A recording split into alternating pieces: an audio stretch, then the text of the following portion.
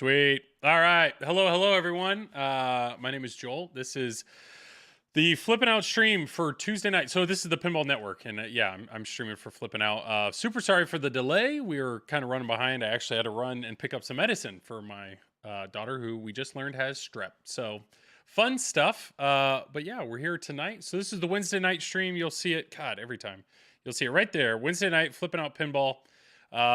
Yeah, Wednesday night is tonight. Tomorrow will be Thursday, and Thursday you'll see if we look at the God every time. All right, yeah. Chuck Wirt straight down the middle, straight down the middle on Thursday, and then we have George Don't Panic Flip late Thursday night, and then Saturday night is Jedi McMuffin. If we're back up to the top, Jordan and Becca with Hup Challenge, fantastic people. They're Sunday nights.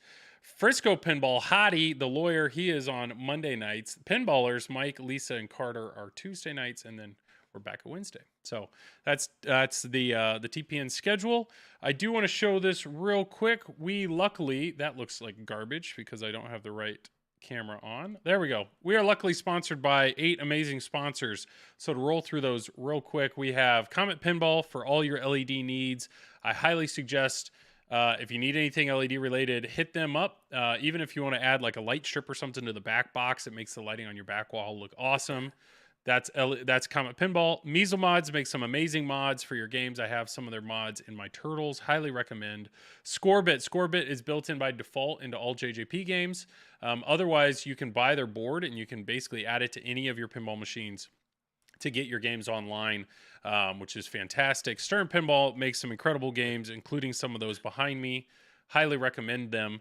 Doug at Speaker Light Kits. I'm telling you right now, if you get a set, you're going to want to put them in all your games. I have a set in my Turtles, and I have a set for Deadpool. I've just been lazy and haven't put them in yet. Pinball Photos. Pinball Photos makes some amazing media to hang up in your game room. Definitely check them out. Flipping Out Pinball, Zach and Nicole are fantastic people. If you're looking to buy a game, new or used, hit them up. Hopefully you can get on a list if it's something, or rumors or anything like that. They also have all the accessories you'd ever want for a pinball machine. So cannot recommend Zach and Nicole enough. Flipping Out. And last, Pinmonk. Pinmonk, we have Victor Ireland. He's the man. He's super nice guy. He makes some amazing mods and accessories for your games, including the silent fans to go in some of the modern Stern games and spooky games, as well as the flipper fans, so that you can put those in all your normal games. Ray Day sticks head in rush, put its head back down. What? Oh, is there an issue with your game? But all right, so here we go. Let's look at who we have tonight.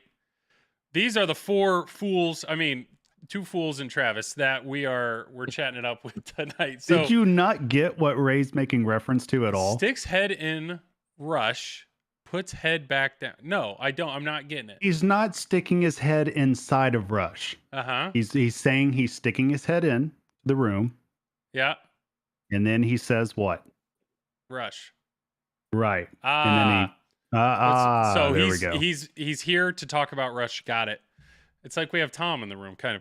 All right. Well, we're gonna do some introductions real quick, but one of my 3 co-hosts here was complaining about the way he looked. And so we kind of need to help this guy out real quick. I know it's tough, but Travis, he doesn't like it. So let's try to make this better for you. I'm going to do my best. I'm probably going to make it worse before I make it better. There we go. Is that zoomed in more? Let's see if that, do you like that better? Is that better, Travis? No, sure, you're just going to be quiet? Sure. We'll go with that. What? I was just trying to avoid like showing this region, but you're intent on this being you want more? You want to be zoomed time. in more? Okay, whoops. Craig, Mike, I don't know how you guys deal with this. They look great. That was perfect right there. You were perfect, and right then you there. moved it. Right there. Does that look good? There we go. Good enough, of course. I'll just do this. No, I can move you down. Just can you stay at a? That's perfect. All right, let's get on with the show. Excellent. Does everybody look good? That looks good. Thank God for Travis. That's Ray Day. Thanks. Okay, thank you for everybody that's still watching. Thank you for dealing with our lack of professionalism. I really appreciate that. Well, let's just go around the circle real quick. Do what we always do. Introduce yourself. What do you do for pinball? And then what was the last game of pinball you played? So, Craig, take it off or hit it off. Go for it. Well, hello again. My name is Craig Bobby. I do the news for the Pinball Show with Zach and Dennis, which is generally on every Monday.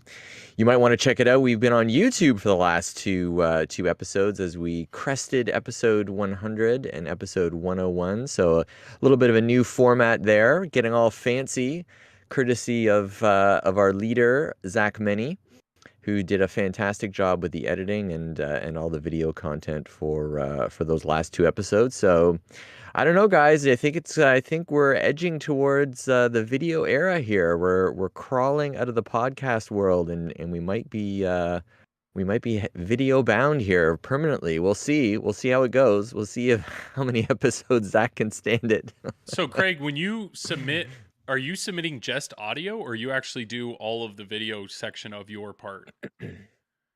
So I am just submitting audio along with some photos. The photos that he and then yeah and then Zach's piecing it all together. Say what, like when he makes you look great. Okay, that's awesome. Well, thank you for doing that, but keep going. So what else have you? And a little bit behind the scenes joke, Zach was cursing me because I got a green screen to do some of the photos so he could basically pull me out and put different backdrops behind me. But the shirt I wore that day was green also.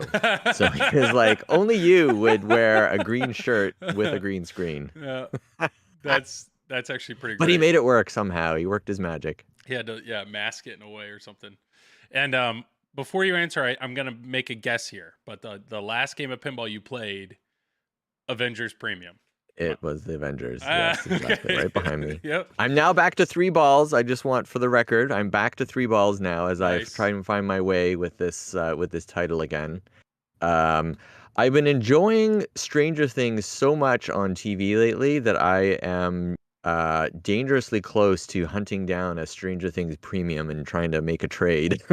Boy, oh boy. I mean, I'll be curious to hear what your guys' thoughts are, Travis and Mike. But I was a big fan. I was a big fan of Stranger Things. I enjoyed that game a lot, personally. And now, you know what else has kind of fueled my curiosity about it that I've seen recently on Pinside, and I got to go back and look. But there's a new, someone's got a new for the premium in LE, a new, what do they call it, like projector mod for that thing to make it the images even more vibrant. Yeah, the sticker. And that was my main criticism with the premium is I didn't think, as cool as that projector mod was, I just still wasn't happy with the saturation and the brightness of that of the video displays on the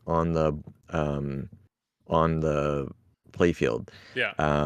But that new mod apparently is supposed to be fantastic. So that's really kind of piqued my interest again in that title as well. So yeah, it's that mod is, well, it's just like a normal projector screen. So the thought there is your blackest black is going to be your screen plus the light of the projector. Like you can't ignore that. So that's why if you're going to have a projector in a room with a lot of ambient light,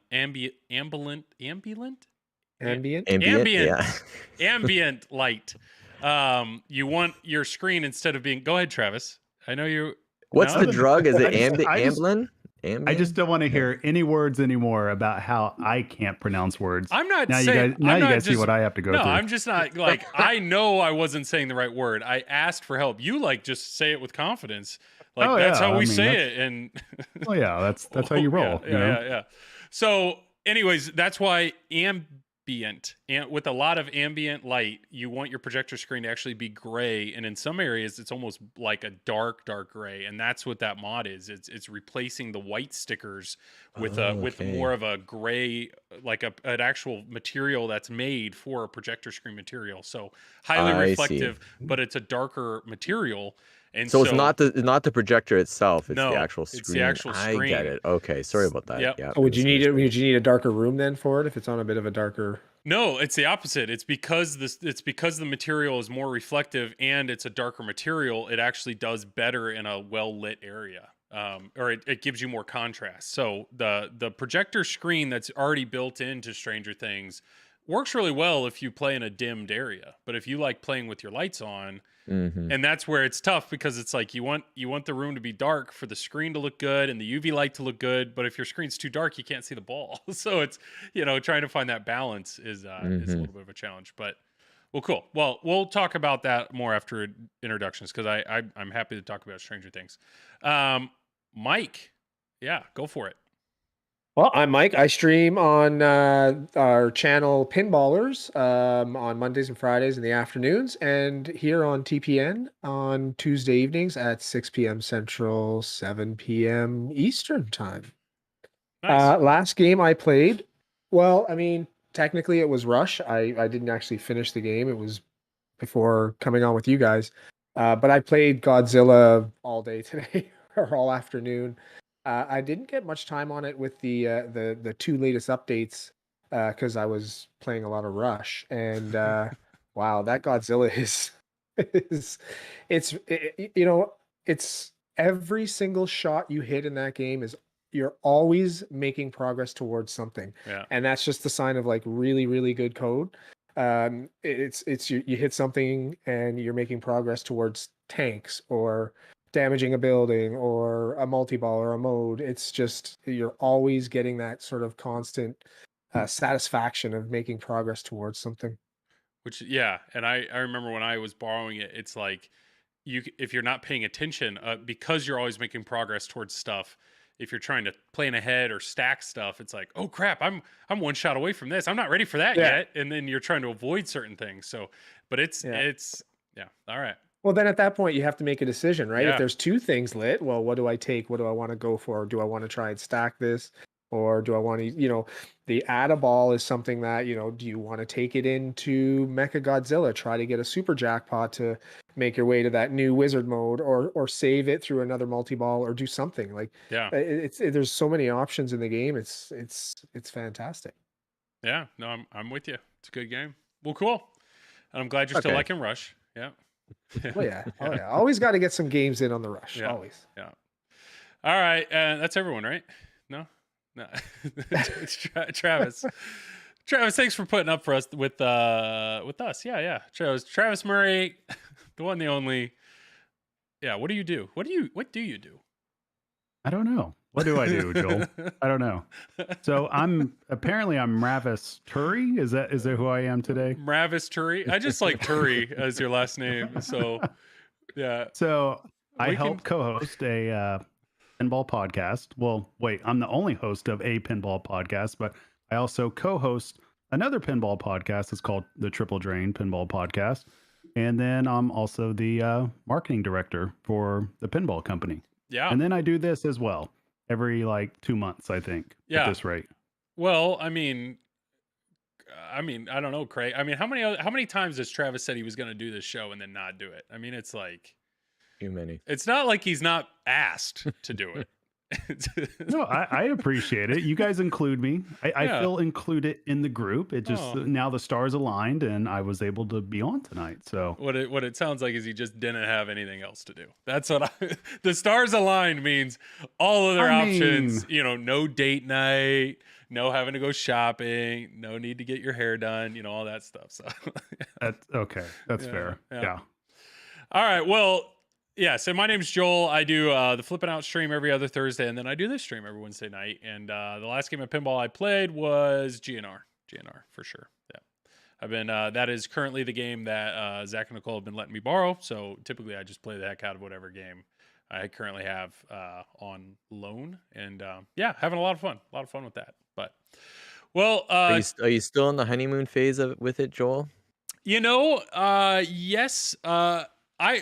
So my review of GNR or the reason I think I like GNR so much is instant gratification. Like if I'm gonna, Conti, new shiny toy, exactly. But the thing is, when I stream a game, I play it for 2 hours. But if I'm playing pinball just to come down and play pinball, I usually only put maybe 10. I play one or two games, and there are certain games like Turtles, if I'm only going to put one game on that, there's a chance that game could last a minute and it just I just get destroyed and I'm like, the heck with that, I have no interest in pushing the button again and I just move to the next game.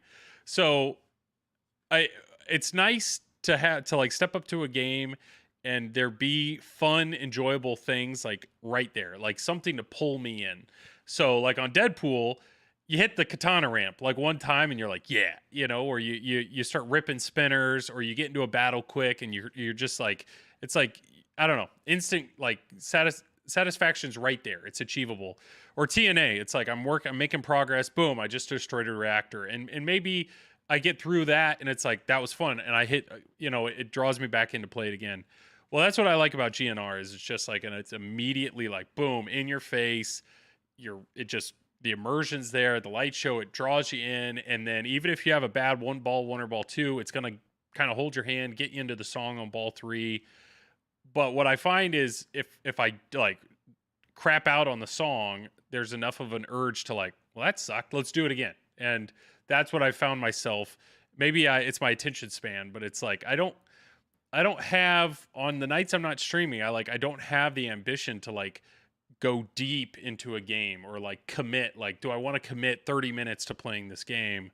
And some of the other games I borrowed from Zach it's like to get to the things I was excited about seeing, I'd have to get like work to get there kind of thing. So I don't know.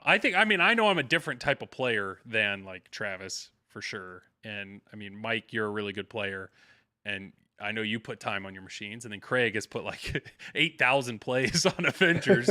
So, I don't know. That's what Something you won't see on my ad for this game, low plays. Yeah. Will not be there. Well played. Yeah. Home use only with one owner, and your game probably has more plays than some that depends. I mean, you had it on 10 balls there for a while. I mean, exactly. 10 balls only counts as one game, right? So that's right. Cool. Well, chat. Like always, we're always reading chat. So if there's anything particular you guys would like us to talk about, just throw it in chat, and we'll get the conversation going. Big Papa, yes. I didn't get to tell you the game that I played last, Joel. So sorry, guys. Sorry. It's all you got the floor, Travis. Yeah. I don't even know if you have a pinball machine in there anymore, do you? He's got a Lego. Did you play with that Lego recently? Yeah. I don't take that out of the box yet, Joel. Okay. Avengers, that was the last game I played. Oh, is it working again? You got yours working?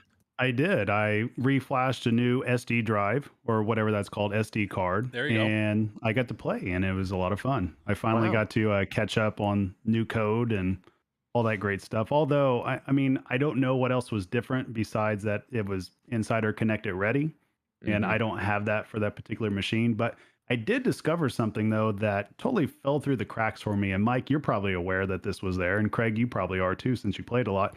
I did not know that you could adjust the marksman difficulty on the fly. I didn't know that.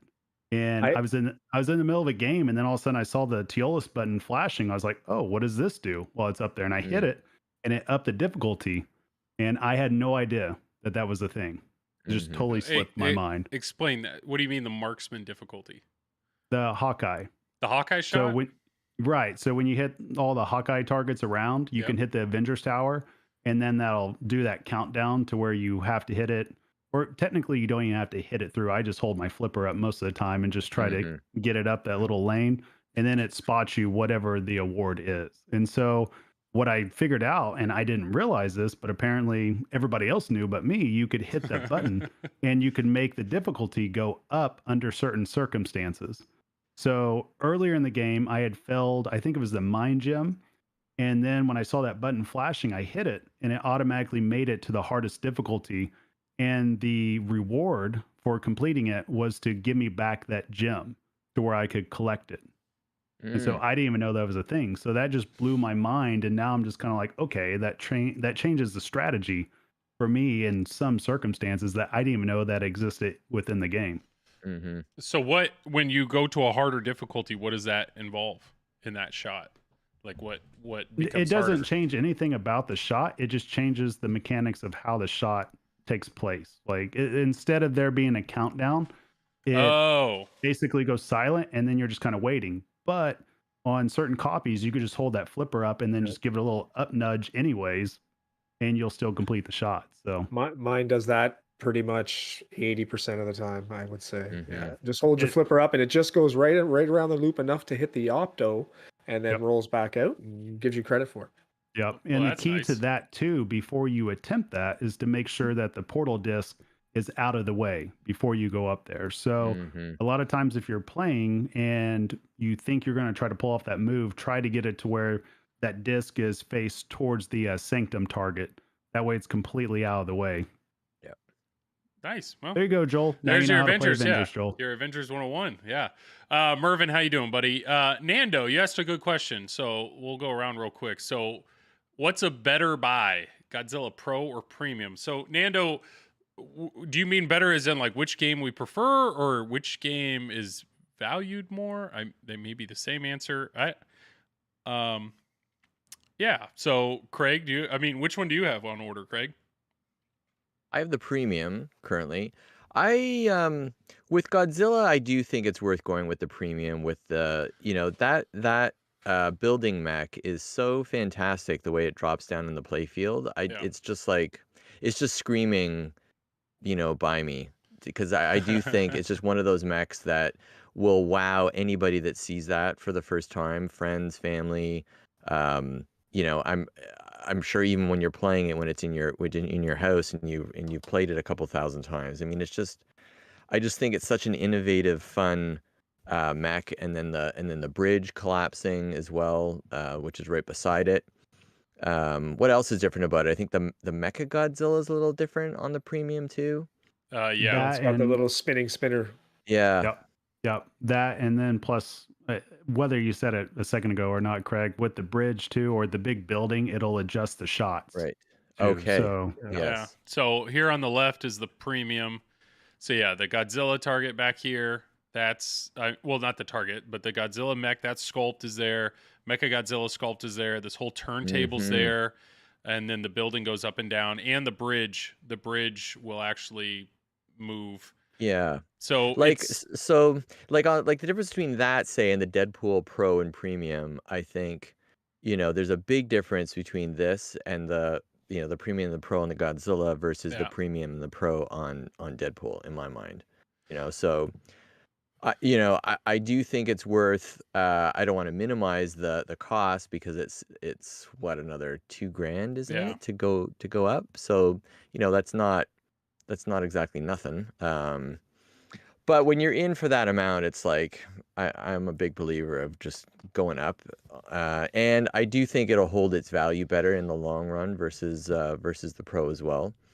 So yeah, good point. yeah, no, I'm a believer in going with the premium on that one for sure. So to counter that argument, Mike, which Well, one? I mean, I don't really counter the argument. I can't Yeah. disagree with Craig. Absolutely, the premium is worth the money. If you look at what's in the premium compared to the Pro on other Stern games, and then you look at Godzilla, I mean, there's a really big difference between the Pro and the premium in as far as like toys and mechs and everything in the game. So to counter the argument, I will say that I believe the Pro is also worth the money as well, right? Like for bang for the buck. Yeah. I also think the Pro, I mean, I've played a premium. I don't miss. The only thing I really miss from the premium is the convenience of the building, sort of feeding your the flipper you need for the next shot when you're playing, right? Whereas it's just static on the Pro. That's the only thing that I would say I miss from the premium. Otherwise, the Pro is just as good a bang for your buck too. And if you don't have the budget for a premium, and only have Pro money, you can't go wrong with Godzilla Pro either. So no. Travis, you have anything to add to that?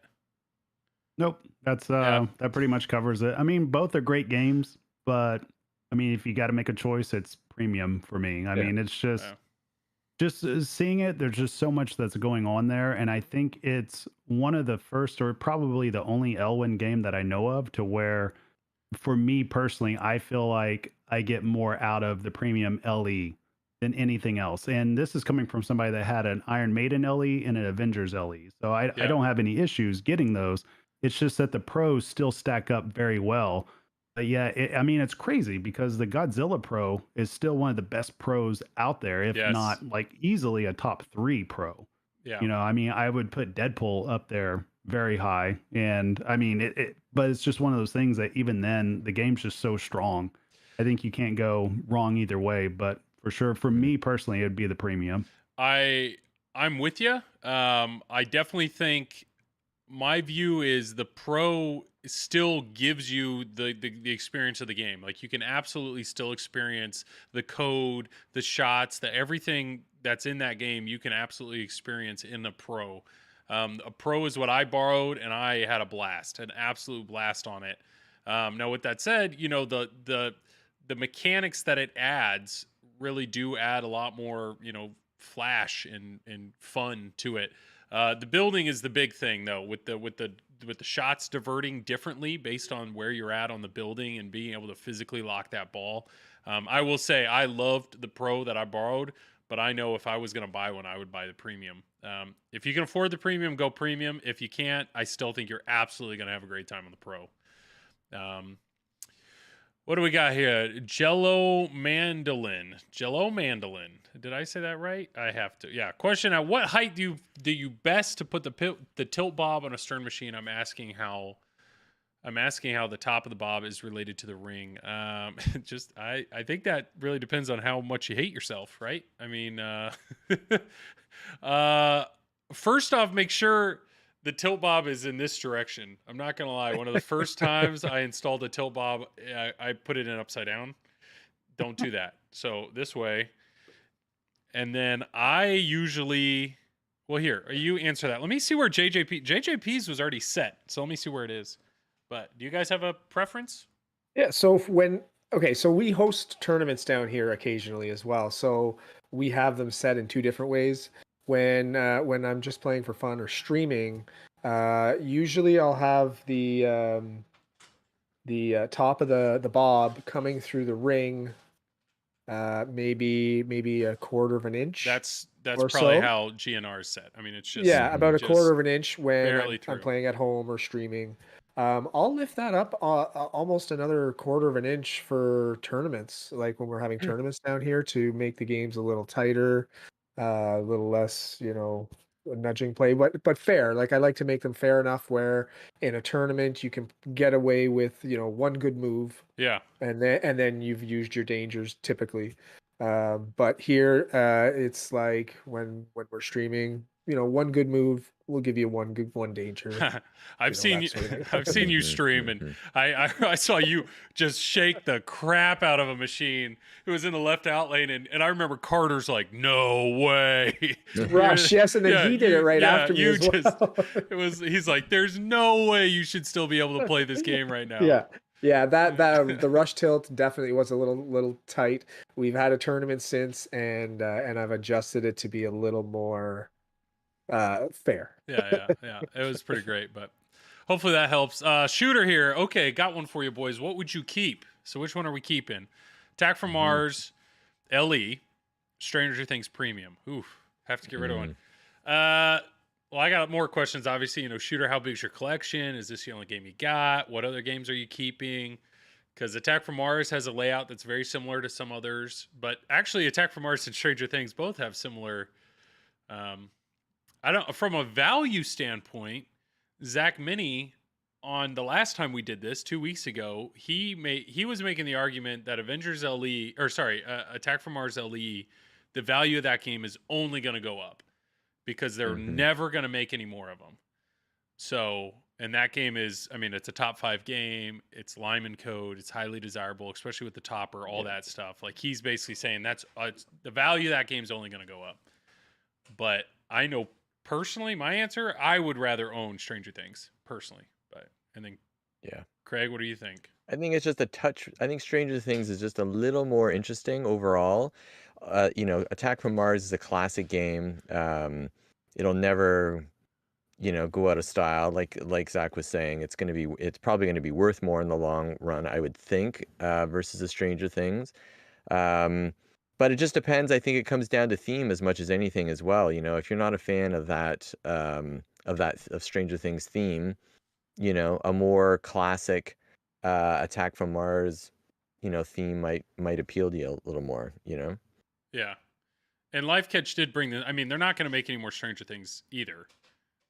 I mean, My only worry is, will Stranger Things as a theme become dated over time, and be a little bit I don't know. Time will tell on that. What are they on season 4 right now? And it's still going strong, I think. It is, And but yeah. I would think they'll continue this. I would think they'll continue Stranger Things even beyond this cast, because it's one of their most popular TV shows. So yeah, That's a time will good tell, question, I guess, yeah. whether that holds the test of time. Travis, you have a Stranger Things, right? Correct. Oh, you do? I didn't realize that.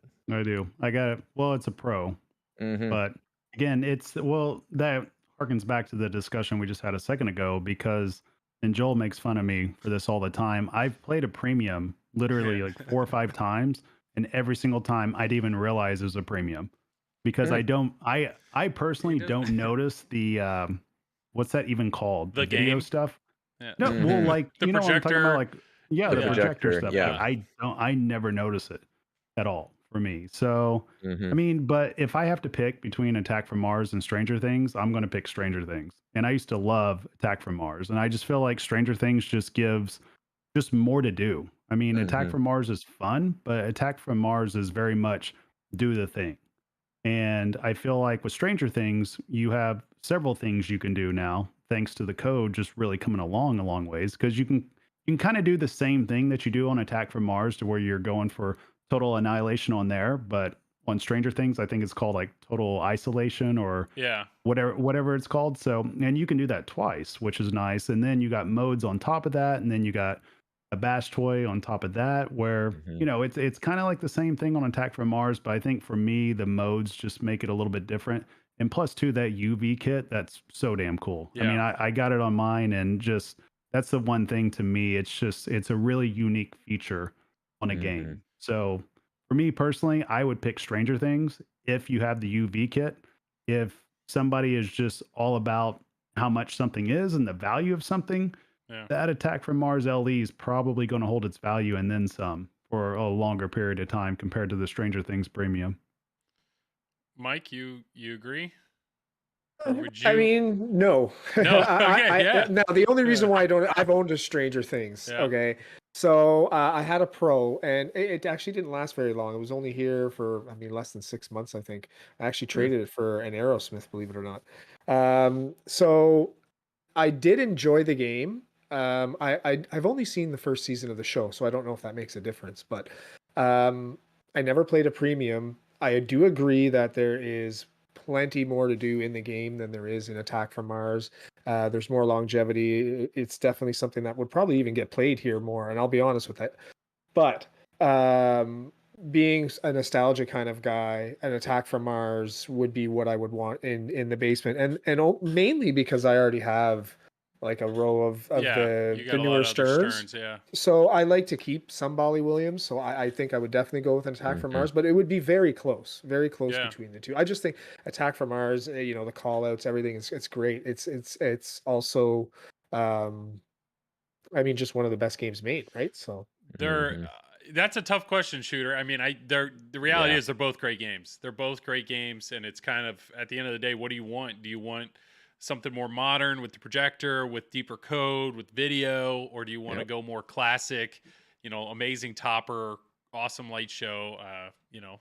That I don't know. Hopefully that was helpful, but Live Catch here asked a really good question. Jurassic Park Pro. So he basically wants us to, I think he's asking us to pick one or we can rank them. But Jurassic Park Pro, Godzilla Pro, Iron Maiden Pro, Rush Pro, Deadpool Pro. So maybe top 3. We want to do that, each of those. I mean, I'm happy to go first. Number 1 would be Godzilla Pro. I say that and I own a Deadpool. But if I had no collection and I was buying games, Godzilla Pro first, Deadpool Pro second, and then I do Jurassic Pro third. That would be my order of owning the games. Big Papa, you can count to 3. How would you do it? I would probably go. Are we talking about owning them, or are we talking about what we feel is the superior version. I mean, you see the same question I do, so It interpret just says, it "Can we however rank you 'em?" want. Yeah. Can you So, rank them? I mean, just purely ranking them, I would Yeah. probably say Godzilla Pro, uh, Iron Maiden, Jurassic Park, Rush, then Deadpool, for me personally. So I know most people though would probably even put Deadpool though ahead of Iron Maiden right now. And I think if you gave this list to a lot of people, I think most people would pick Jurassic Park, Godzilla, and Deadpool for that. That's what I did. Am I most people? Exactly. Am I the You average? are. I'm You're very I'm the basic, average. Joel. Yeah, I'm Yes. basic. Mhm. Yeah. Okay. Thanks, Travis. Thanks for being here. All right, Craig. what are your I'm gonna go a thoughts? little different just because I like some of these themes a little better. Although I'll concede that some of the Keith Elwin games I think have better layouts. But so I'm gonna go Godzilla Pro, Rush Pro, and Deadpool Pro, Iron Maiden Pro, Jurassic Pro. I'm gonna put Jurassic at the very bottom. Nice. Oh, we're not to cut you Even off, though Mike. that's not a popular choice. Most people Putting I think would Jurassic put at the bottom. Jurassic a little bit further up Yeah. the chain. I did just see Shooter commented the Attack from Mars remix is an SE. It's not the LE.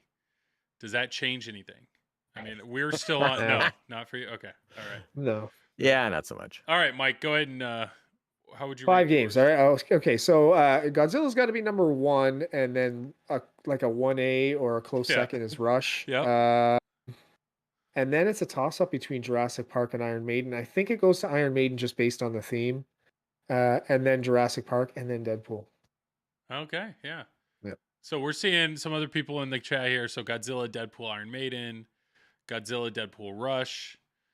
I mean, Mike, after talking to you this many weeks, I think I think if you were left with a Godzilla, a Rush, and a Taxi, your family would be happy. That's what it seems. Yeah, those of three. course, yeah. That's all you need. Yeah. Yeah. All right. Well, thank you, chat. Some of these are really good questions. Yeah, Borg Dog here. Godzilla, Deadpool, Iron Maiden. I mean, that's a good list of 5. There's no bad game in that 5 list. So, what pre-2000 pins do you think are undervalued? Fire Chief. Well, the pre-2000 that's I mean, Travis here owns what, like 5 EMs, so there's probably that's pre-2000. There's a lot of undervalued games, but I mean, the way the pinball hobby's expanded in the last few years, I feel like you had titles like The Shadow that most people thought was just crap unless you were really a pinball person. And now there's been enough people media wise and others that have promoted some of these quieter games and really blown them up. I mean, do you guys think there's any like stone left unturned kind of thing? Or I don't know. I always thought Roadshow was undervalued for what you get in that game. I mean, there's every city on the map is like a different mode, and there's tons to do in the game, and it wasn't always well received, but I always remember it, even here in Canada, being one of the cheaper Bolly Williams DMD games, and it's a Pat Lawler layout. I guess it's people either hated it or loved it, and I thought it was a great game, and I think it still probably is a little undervalued. Roadshow, Travis, is pull that one good? up, Joel? Can you pull that one up? Yeah, I'll pull it up. Travis, do you? It's a Pat Lawler wide body. So Bolly Williams did a handful of wide bodies. I think there was like Star Trek Next Generation, Demolition Man, Popeye. What else did they do? Sorry, I'm misspelling Roadshow. I think was there 5 of them they did. Anyhow, Roadshow was one of them as well.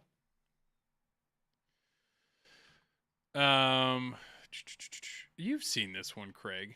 You've definitely seen this gallery. It's got the 2 talking heads like Rudy, but it's the construction workers. The construction workers. Okay. This one. Yeah. This game. There's a lot in there. There's a lot in there. Live catch, yes, you did. We did the ranking. Those heads freak me out though. All 4 of us basically agreed on Godzilla, and then it was kind of a mix after that. But we did say that all 5 games are freaking awesome. So I mean, I'd also give Dr. Pop a shout out to Baywatch. I have Baywatch, a yeah. fondness for Baywatch myself, although I don't know that it's actually undervalued. To be honest, it's a good game, but yeah, Mhm. I do feel like this Roadshow is definitely something that's a little undervalued. well, if the I mean, if question's you look at it compared to, yes, Twilight Zone is obviously the wide body you're going to be comparing, every other wide body to, in my opinion, anyway. It's probably the Mhm. best wide body. But I mean, this game has a lot in it for even compared to the other Bolly Williams games, and it was usually one of the lower priced ones. I mean, how much is a Twilight Zone now, or an Indiana Jones? That was another wide body. Mhm. Those are over 10,000 US now, right? Mhm. And Yeah. this is you can have this for less than half of that. somebody's making the argument that Baywatch and Turtles have similar. Yeah. I've never. They do. Well,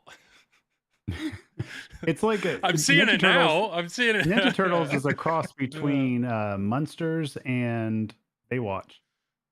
So if you put Munsters on the other side, you'll see that the left side is very similar. Oh. Then the right side is similar to Baywatch. So undervalued. If that means, I mean, there's some good game. Like if you mean undervalued as in the amount of crap that's thrown in the game, yeah, there's some games out there that are just loaded. But I feel like some of these games that I don't know, like there's enough media people over the last few years that who like what was it it's not Slap Save. It's what's Ron and what's his name? They like Until Slam Tilt. Yeah, they like talk up all old Stern games, right? And now like Stern like yes. Cheetah and some of those games, like the value of those have just like skyrocketed. Some of these really older games. So. Pinball 2000. So then what we're doing right now is the problem. That we're the reason why game prices continue to go up. We need to talk about how terrible some of these. Okay, so can we talk about Rush and Godzilla? Yeah, it's so like I mentioned Shadow. Like I heard Zach Mini and Greg on Straight Down the Middle in their pocket. Like they talked about Shadow so much that I was like, how is this game? Like this theme sucks, but like how is this game so good? And then I finally got a hold of one, and it's like, okay, I get it. But I would have never thought about that. But all right. What up, pinball nerds? Hummingbird Homestead. How you doing? Haven't played Godzilla or Rush or Led Zeppelin. No machines on the East Coast. Dude, hopefully you can find some, man. Hopefully you can find some for sure. What do we got? Dr. Pop. I love it. Roadshow was one of the first games I played on my phone. Never saw one in real life. Yeah, I mean, when you do, you'll see there's a ton in there. Yeah, so like undervalued, and I mean like actually price wise, like I feel like that game could be priced higher than it is. Yeah. Oh, Dr. John's here. John Costin. How you doing, buddy? Well, cool. Well, yeah, like always, Chad, if there's anything else you guys want us to talk about, go for it. But yeah, we had a few topics, I think, that we were planning on talking about tonight. One of those we don't have to go into crazy deep detail, but I know Travis and Mike, you guys are both tournament players. So one of the things that's kind of blown up, and I'm just curious what your thoughts are, is we just had IFPA Worlds. And yeah, John Costin. Have we talked about Keith? Exactly. We just had IFPA Worlds, and I did not realize it, but Escher and we had gotten down to what? Where were they at? Quarterfinals? I think so. Final four? Final four, and Escher and Keith had been playing for 4 hours. And Escher finished his ball 3 on Dialed In. And had a decent lead, more than probably decent, had a real good lead. And Keith walked up and just plunged the ball and walked off. So he conceded. I don't know. I mean, from a viewer, I know my perception of it. But, I mean, you guys are both in tournament players. If you guys had been playing Keith for 4 hours straight, got to that point, and he just walks up and plunges, what would your feeling be? I don't know. Travis, if you want to go. Thank you, Keith. I would be celebrating. Yeah. Like that's a win. Yeah. So, I mean, here's the thing. The chat, I was watching that whole matchup live, like from the very beginning to the very end.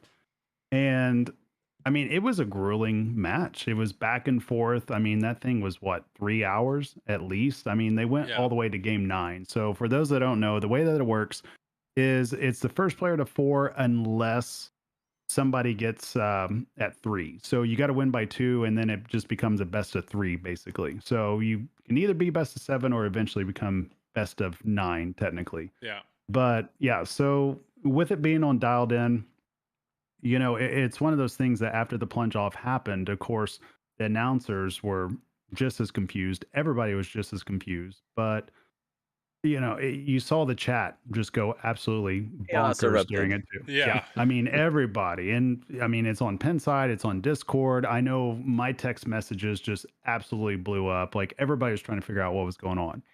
And, there was one of these ongoing theories that, well, Elwin didn't really know the game too well, so he was just so far behind that might have been why he did it. But all things considered, even with dialed in, I think he was behind by what, maybe 800,000 at the Yep. time. And so, I mean, that is a pretty substantial lead on that type of setup because that pin wasn't set up easy at all. And if you were really paying attention, the flippers were already a little mushy. You saw that Elwin was behind, hitting the sling from a trap on the right hand side, aiming for the bob target. So, I mean, everything in the left out lane wide open. It was a difficult playing pin. But watching him play, I'm convinced that he knows enough of the rule set that he could have made a run at it because I mean he was still doing things that indicated that he knew the rule set, such as starting EMP on ball 1 and then just trapping up and letting it time out, not messing with the magnets going all nuts. He knew to cancel out his multi-ball early on, which meant on dialed in whenever you do lock a ball, you have the choice to basically cancel out the multi-ball. Therefore, you can start a mode first and then go into multi-ball because if you go into multi-ball, you can't start a mode. You'll lock yourself out. So Okay. that's something that he was doing as well. And so everything that he was doing, like trying to light his kickback again and just finding, like knowing where the lock is, knowing how to light the locks, knowing to cancel out, it indicated to me that he knew the rule set well enough to make a run.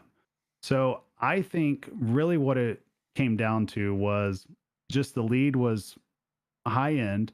He had already put himself in gel going into ball 3. If you were noticing on ball 2, he had a chance to cancel out a multi-ball before a mode, but or I think it might even been the end of ball 1, but he forgot to cancel out the multi-ball, or for whatever reason he didn't. So it automatically put him in gel to where he would not be able to go into a mode and then multi-ball. He had to play multi-ball on its own. And when you do that on dialed in, the jackpots aren't worth much at all. I mean, at that point, you're just going to try to grind out the game, maybe get a big bang out of it. I mean, you're basically in jail. And so, I think that that's a lot of it that happened. Just the way that it played out. I personally have nothing wrong with him deciding to concede. I know a lot of people out there are saying, well, he took a win away from Escher and all this and that. It's like, no, I see it as the exact opposite. I think that made the mystique of Escher even bigger because here we have somebody that's considered the greatest of all time, and they ended up conceding on a game 9 at a world championship because they realized that it was just too much that they Yeah. couldn't come back from it. And to me, I don't have anything wrong with that. I personally think that makes Escher's just overall profile just even bigger than what it is because he's a world champion himself as well. He won, I think it was Papa when he was 13. So I mean, I know it's controversial for a lot of people, but for me, there's no controversy about it. It was game 9. He felt like he couldn't make it back. I wish he would have at least tried. I would have Yeah. loved to watch that because who knows? I mean, Yeah. it's pinball. Anything could happen. And we saw at the last IFPA, what was it? Johannes came down by like 2 billion or something like that. So I mean, never say never, but at that point too, it's hard to judge what somebody's going through mentally because I know for people that don't play competitive pinball, it may sound just funny hearing this, but it is mentally draining when you're playing against other world class players. It's not an easy thing. I mean, not just being on your feet all day long, but just your brain trying to process tracking the ball, trying to process the rules. Your hands get tired. I mean, and they had played for a very long time at a high level. So Yeah. So I'm never going to fault that. Yeah. Mike, what do you think? I don't disagree. I mean, if it were me, the only issue I have with it was what was at stake as opposed to forfeiting in a tournament. I forfeited in a tournament Mm-hmm. a month ago. The Maple tournaments we were playing. I mean, we played for it was 18 hours, 3 tournaments, and at the end of the night, it was a strikes tournament. We were in the final group. I was playing with Adam Becker and Jack Tadman, who were both at the World Championships, and another person in the group, and they both blew up ball 1. I think Jack had over $1 billion on Godzilla after ball 1. So I had 2 strikes. So I said, I don't even want to bother trying to catch them. There was another player. It was between him and I. If I finish last, I get 2 strikes and I'm out. And if he finishes last, he gets 2 strikes and he's out. So we both agreed that we were just going to let them be 1 and 2 and just be him and I playing for 3rd and 4th. Nice. But that was after 15 hours, and that wasn't a world championship at stake. So, I mean, it's different circumstances. But I don't disagree with what he did. Now, one question I did have was, were they running behind? Were they like really behind on the schedule there too? Like, is it possible there was a flight that needed to be caught? Like, I don't know the circumstances behind that either. If he had somewhere to be, somewhere to go, a schedule, you know. Yeah. I don't know. I don't know that answer. I don't fault him for it, and I don't look at him as any lesser of a player. Yeah. He's still the GOAT.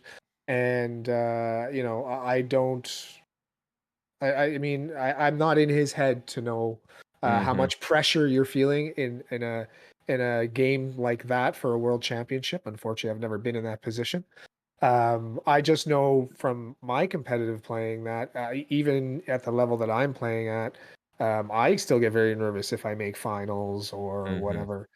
So you know, Travis is right. There's a lot of you know, a mental fatigue that goes on in a tournament, because typically you're playing for you know, an entire day or even more if it's, you know, a certified tournament. You're playing over a weekend or whatnot. So there's a lot of, you know, endurance needed, and sometimes it gets you. Yeah. Kirk Hobbs, thanks for being here, man. Yes, I that's an awesome perspective. I mean, you guys are both tournament players, so that's really good to hear. I mean, I think the long and short of it is, I'm not here to, like, I'm not going to be upset. Keith can do what he wants to do. I mean, he's the GOAT. and if he felt like that was the appropriate thing to do in that moment, good for him. I mean, I'm not going to be upset. I will say, as a viewer though, if we're, you know, it's been a grind. They've been going at it for 4 hours. Escher is a machine. Keith is a machine. If somebody's going to find a way to dig their way out of that hole, Escher could probably do it. Keith could probably do it. You know, like, you know, as a viewer, like we're all ready to see that happen. Yeah. And for it just to not even, there wasn't even a chance at it happening. It was kind of like, oh man. I mean, so I think we understand, but at the same time, like, I'm just a viewer. It's not, you know, I know the two of you guys, when you compete, you're not competing for the people that are watching you compete. You know, you're competing for you, and you need to do what's best for you.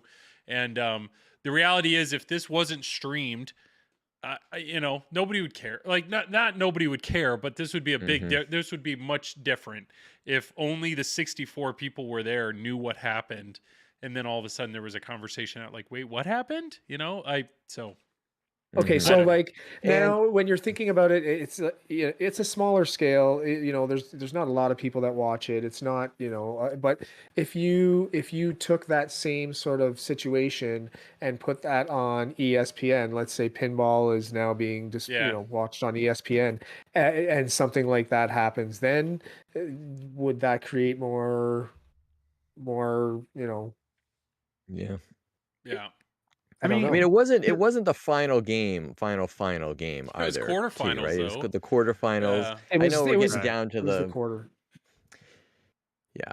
So it was big enough too. Like, if you saw the very next round with Escher, he was out of gas too, because I think he lost 4-1 against Eric Stone, and so he forfeited to Eric Stone on one. Right, and that was the right decision, because there's no need to chase down 17 million on F14. I mean, that's just a crazy ass score. But that being said, it was mentally taxing for both of them. And Hmm. just the reality is that if we're looking at any other sport, if we're looking at a prize fight and somebody throws in the towel, like nobody says anything for it. I mean, to me, this would have been much different if, say, Elwin was down by like 100,000 or 200,000. Yeah. Then it would have been like, okay, what's going on? But Hmm. legitimately, if you looked at the game situation, he was in jail at that time. It wasn't insurmountable, but it was going to take a very It would have been a it was going to take a grind. Yeah. massive effort. I mean, it just Hmm. really was at that point. And let's just face facts. It was just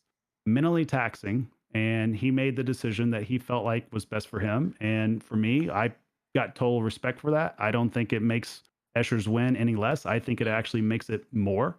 And I think obviously Escher won fair and square, So and then it is what Well, it is. it's showing Escher respect, right? I mean, Yeah. to me, that Absolutely. that was a respectful forfeit. Like, you're talented. You got this. Like, that was an Yep, he incredible shook the ball. He guy's had an hand, he gave incredible a ball. Yeah, pat on the back. exactly. You Yeah, know, Yeah. yeah, yeah, If yeah. So I mean, the forfeit was all about Escher. It was, he was done at yeah. that point, I think. so Yeah. if Keith if he would have made it back though and won that game, they would have just been tied, right?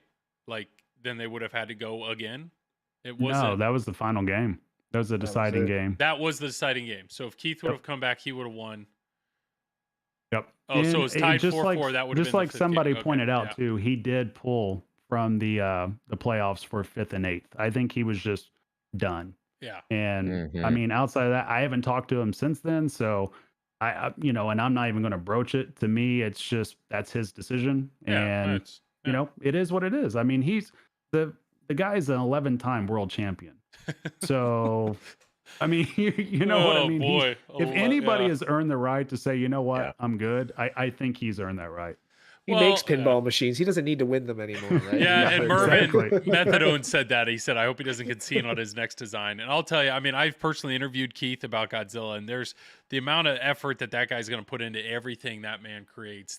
I have full faith that Keith isn't going to, like, it will be 100%. Everything. Mhm. If he's going to I think these designers realize, like, there's a legacy that you're building with these games. These games are gonna be played after you pass, and I don't Mhm. know. I would hope no designer wants to put anything out there they're not proud of. What do you I want, will Travis? tell you, I am pretty sure Elwin is more competitive about his pinball designs than he is with actual pinball. And I mean, Mm. it Yeah. shows. I think he fully wants to be known as the greatest of all time designer. I mean, it shows with how the code is, how the design is. I mean, it's just to me, there's just no comparison right now. I Well, mean, it's kind of ridiculous once you think about it. When you see his games come out, you're just like, holy crap. I mean, how yeah. can this get any better? And then Mhm. just like what's happening with Godzilla right now, we talked about this from the very beginning. And one of the things that I had told you, Joel, and I think we said this on stream, Yeah. that it wouldn't shock me if this ends up being one of the top games, if not the top game of all time. And Mhm. his codes are just so damn good when it first comes out, the rule Yeah. set and how everything is. But the proof's in the pudding too. His team around him is so damn good as well. It's a full on dream team. So You I said mean, that real early on, and I remember, like it was early on in one of our podcasts, and it was at the time the code was early. The game hadn't been out long, but you're just like judging based on what I'm seeing in this layout and the framework of the code. Like you saw it, you said it really early on. I was like, it seems a little like it seems a little early for that. But the truth is, I mean, there's no problem with the layout. Like the layout is awesome. The layout is awesome. So many of the shots are perfect. They're exactly where they need to be. There's no mechanical failure that you're trying to work around or like I don't know, like the subway mech on Avengers, people have had issues with, or the Turtles glider. There's nothing like that. So at this point, they have such a stable, firm foundation to build off of. The code, I mean, the last two mini wizard modes, they kind of just dropped. Like, it's not like those were written somewhere on the playfield. They could have cut those and no one would have ever known. But yet, this game is number one on Pinside. People love it, and they're still just throwing stuff in it to make it even better. Mhm. It's insane. well, Yeah. just wait. I'll put it that way. Just Yeah. wait. Yeah, that's awesome. Maybe Ellen just wanted to go home and cuddle with some Big Papa Snuggie and order some. Wow, yeah, that's probably what it is. Yeah. I don't know. We could talk about Godzilla all night. We all love. Craig has one on order. Mike has one in his possession. Yeah. Travis, you don't. And I Go just ahead, bought a Craig. mod for the damn thing. As soon as Yeah. I saw that neon mod, I'm like, I'll pull come that on, up. I can't. Don't make me buy this thing, and I don't even have it on. I don't even have it in my home yet. I don't and even I'm have already one. buying mods for the damn There we go. thing. This is This is crazy in my mind. this Like when I neon saw this, sign I was mod. like, get out of here. It's insane. So I mean, it's already pretty, but if we actually look at the video here, If you look at it on the playfield, it's like, yeah, if that doesn't scream downtown Japan, I don't know what does. Yeah, it's insane. So if the It light's fits perfectly. flickering, then that means you have that. But it's just a beautiful mod. I'll be honest, I bought it, or Like, I'm on it's the so list. Crazy. I don't even own Yeah, Godzilla, it's so but I nice. think the chances of me owning Godzilla are high enough that I didn't want to miss out on this mod. Yeah, that's what I said too. I'm like, at least wait till you get the game. But then I saw this and I was like, forget it. I'm gonna get this thing. Yeah. So I did want to bring this up actually tonight because this guy's selling this mod for $200. So it's $200. It's Wi-Fi configurable. There's a board inside, and so you can change the colors of the lights. It gives you 3 different of the screens on the right, depending on how you want it to look. Did that just say sexy as hell in the lower right hand corner? It is. Yeah, and it's like $200, but the guy, he's capping it at $250, which I don't blame him. The guy's got to have a life. Let me do some simple math for you there, Travis. That's $50,000. That dude, in 3 days, he had a list of 250 orders. It's huge for already. this. Yeah. So that guy is going to make. I mean, it's not all. I think I'm but the last on the list, by the way. $50,000. Yeah. So what you're saying is we need to order one, reverse engineer it, and put out 500. That's what I'm hearing. Exactly. So I did see this. Zach hopped in chat here. So I think the 4 of us all, just to round out what we were saying about Keith, we don't fall. I mean, Keith can do what he wants. He deserves it. He's the GOAT. He can do what he wants. Viewers can be disappointed. That's fine. I mean, we're there for the entertainment. We want to see the showdown. We want to see it. You know, like I think it's okay for viewers to be disappointed, but at the same time, I know I'm not going to go up to Keith and say, "Shame on you." you do you, man. And yeah, I respect your I'm not in your position. I respect that you're playing better than me, and if you felt that was the right thing to do, you deserve that right to make that decision. I don't know. Well, That's kind of plus two, he was in a one-on-one situation as well. It's not like it was a 4-player group where he was totally affecting the outcome for screwing somebody anybody else out. Yeah, that's a good Yeah, point. I mean, I've been at high-level tournaments before. I won't name any names, but I've known people that have just totally checked out completely to the point that they just left the group completely, and their ball just had to be plunged. So. Or missed entire Pinburg rounds or whatever. Yeah, yeah. I mean, people do things for weird reasons and sometimes reasons that we can't even think of. So, I mean, when it comes to playing 1v1 against somebody, I'm never going to fault somebody for saying, you know what, I concede this. I mean, that's just, to me, that's just how it is. There's no difference, in chess. You've seen people concede early on where it feels like it's a mid game and they just decide they're not in a good enough position to even be able to compete. And I think that that's just the choice that Elwin made at that given time. Yeah, I agree. Hummingbird, you wrote some. Do you know, do we know if this is right or these symbols? Does that symbol mean Godzilla? Do we have? I'm curious what you got this the tattoos, means. don't you? That have those types of symbols. Mine are in English. Yeah. I really hope your tattoo actually says Godzilla power up. That would be so it would be awesome. pretty great. Yeah. I am curious what the kanji summon ally mean. Extra ball. That's really what it. No, what is it? Kanju battle. Yeah. I am curious what those mean. But yes, this is when I saw this picture. This one is what really stood out to me. I was like, crap, I gotta really do it. Appreciate the the analysis and thoughts, fellas. Yeah, man, that's we really put a lot of energy into sharing our opinions. But if IFPA had a rule you had to play it out, then he would be wrong. I mean, yeah, but you can't force somebody to You can like Yeah. Yeah, I flip mean, for a little you bit. can Yeah. force someone to Yeah. have to plunge the ball, but I mean, I can drain a ball and make it look like Yeah. it was. I'm pretty good at that. Let me Yeah. let me hit that post. There's enough dangerous shots. Let me drill this post and Listen, all the brick drains I've ever made was on purpose. Yeah. Okay, that's What's crazy about this dude though is he has more mods. He has other mods, and he's designed this board that will watch your pop bumpers, and so you can put these LED light rings in your pop bumpers, and they can do different animations based on whether or not they're just sitting there or they're actually getting hit.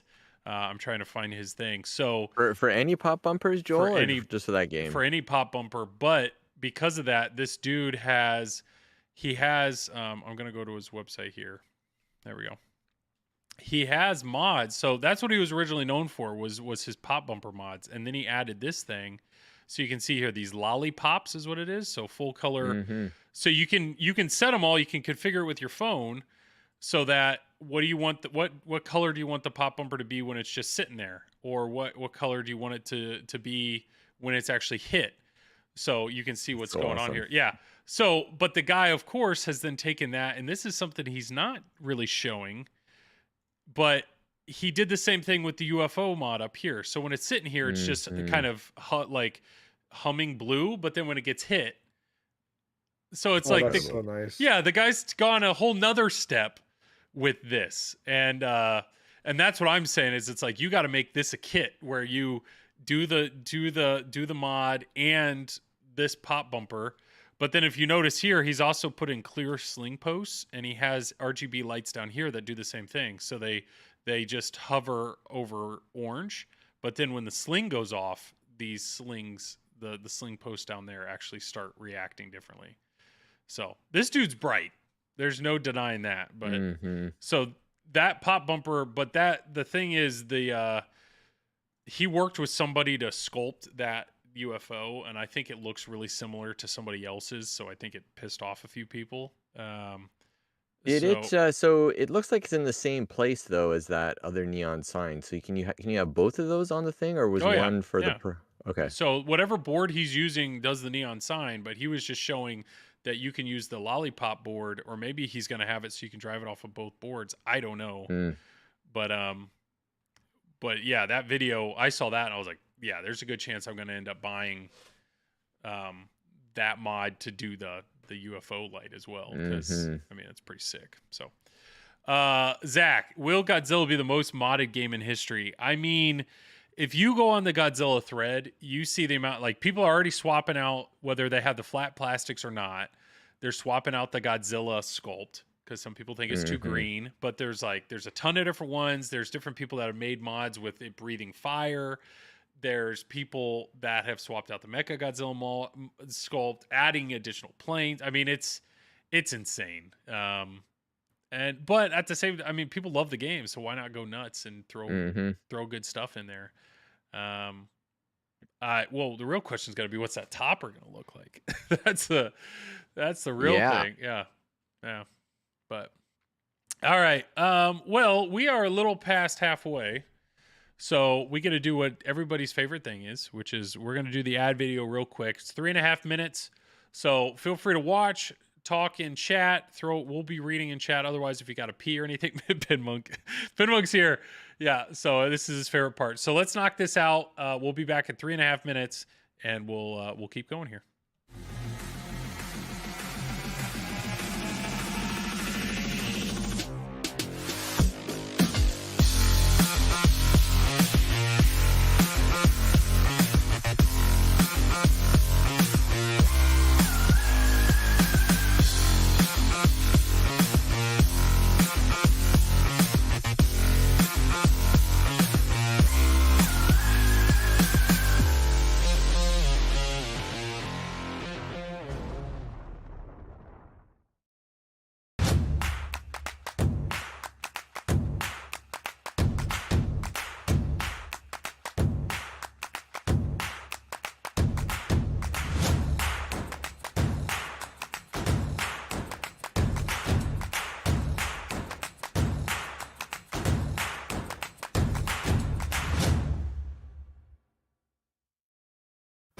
Your pinball machine deserves the best. At Comet Pinball, you'll find the best variety of LED products with the best quality LEDs, and most importantly, at the best price. Your collection is begging for an upgrade. Order yours now at cometpinball.com. Scorbit is excited to announce Achievements, the latest in an amazing series of features available to thousands of connected pinball machines around the world. Achievements are part of Scorbit's free open platform. Scorbit already supports hundreds of pinball machines from the 1970s to today. Give your games new life by connecting them to the Scorbit platform and the universe of applications for pinball machines.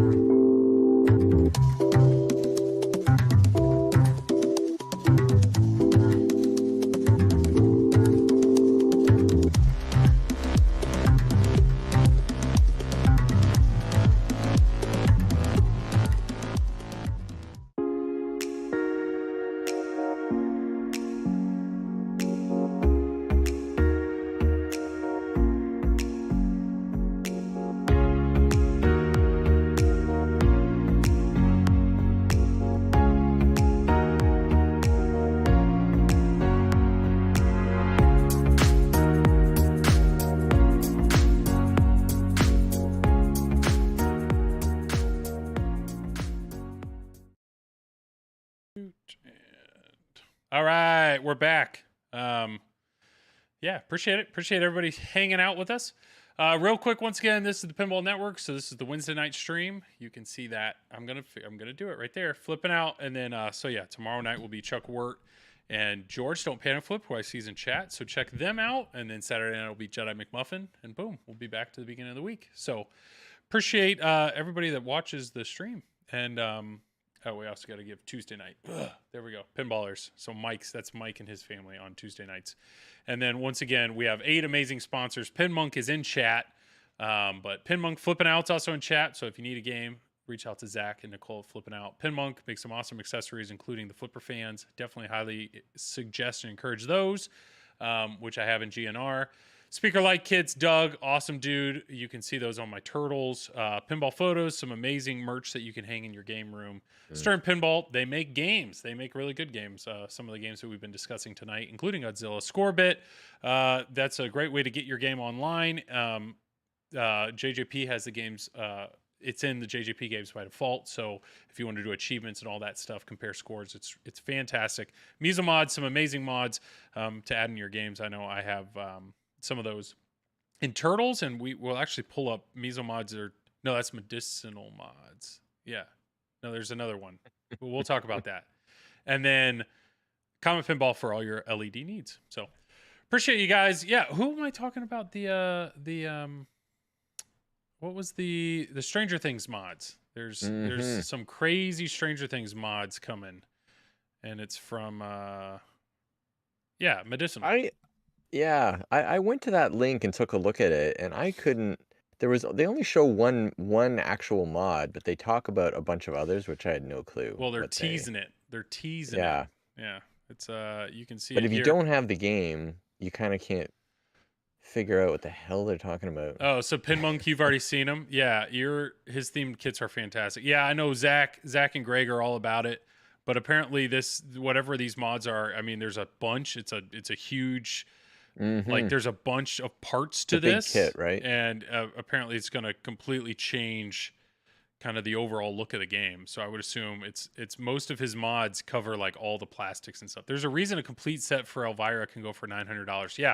So if you want in, you got to get on these early because the guy gets burnt out. He's not going to like the Elvira mods. He made a bunch of mods for Elvira. He actually made a few mods for Turtles, which are super hard to get. Yeah. So that rip on the side of the under. Yeah. This is just one of those. I don't blame the guy. The guy's built a good holy crap, I can't talk. Reputation. He's no, Travis, not from you. Anybody else but Travis could correct my English. Not from Travis. But yeah, Turtles, he had like the flaming building mod, and those are, I mean, he only does so many, so you got to get in quick on his stuff, for sure. So yeah, this guy's stuff will be coming. What did he say? Just June? Stranger Things, Elvira, Alice Cooper are completely themed. Yeah, I'll have to see that. I struggle hard to say specifically. I didn't even say it right. No, Travis, you say it. Read what George just wrote correctly the first time, please. Yeah. I struggled hard to say specifically in a meeting tonight. That's not the word. Is real, Joel. That's not the right word. Read it again. I don't have my glasses on. Specificities. Come on, Canadians. Specificity. George, no, this was not nice. That's not a real word. Yeah. I'm taking my glasses off. I'm not gonna try. Specificity. Perfect. Nailed it. First try. There you go. All right, thank you, George, for that. Chat, if you have other hard words, keep them to yourself. Appreciate that. All right. We don't want your hard words. Specificity? Use it in a sentence. Use it in a sentence, George. Why did you need to use that word? Thank you all for making me feel less stupid in the meeting. Spectacles? Spectacles? Oh, yeah. Like, what's an easier word to say than that? Well, we need to use it in a sentence first, but I've got to give Pinmonk props. He's been on a bunch of my streams recently, and he keeps throwing out vocab words that I don't know. So I've been learning a lot, like amiable. I can't even say it right, but is it speca or is it specificity? Okay, here we go. I know the word. I've heard it. Specificity. I think it's specificity. I think it's specificity too. I'm reading. Yeah. I'm looking it up. Not like spectacles. Testicles. Specificity. Yeah.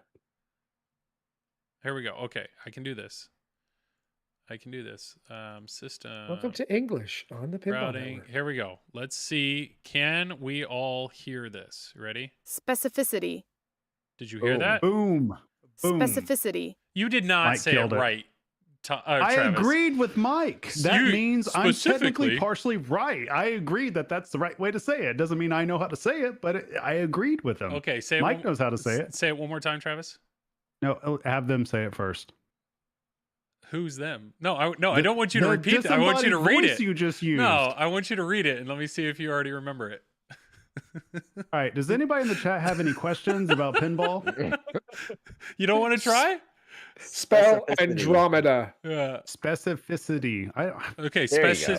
Specificity. Yay, got it. I said it just like that. There we go. All right, thank you, Travis. I'm gonna go get my PhD now. Can't wait. Joel's becoming less amiable by the minute. Pinmonk. The problem is Travis is on stream. Okay. He gets me all riled up, and I don't have Tom to cool me back down. So that's. Joel tries to bully me a lot, but you know what? It's okay. Yeah. Because I love Joel. I don't mind it. Tour. That's what he should have. That's what we should have had you say. Is just tour.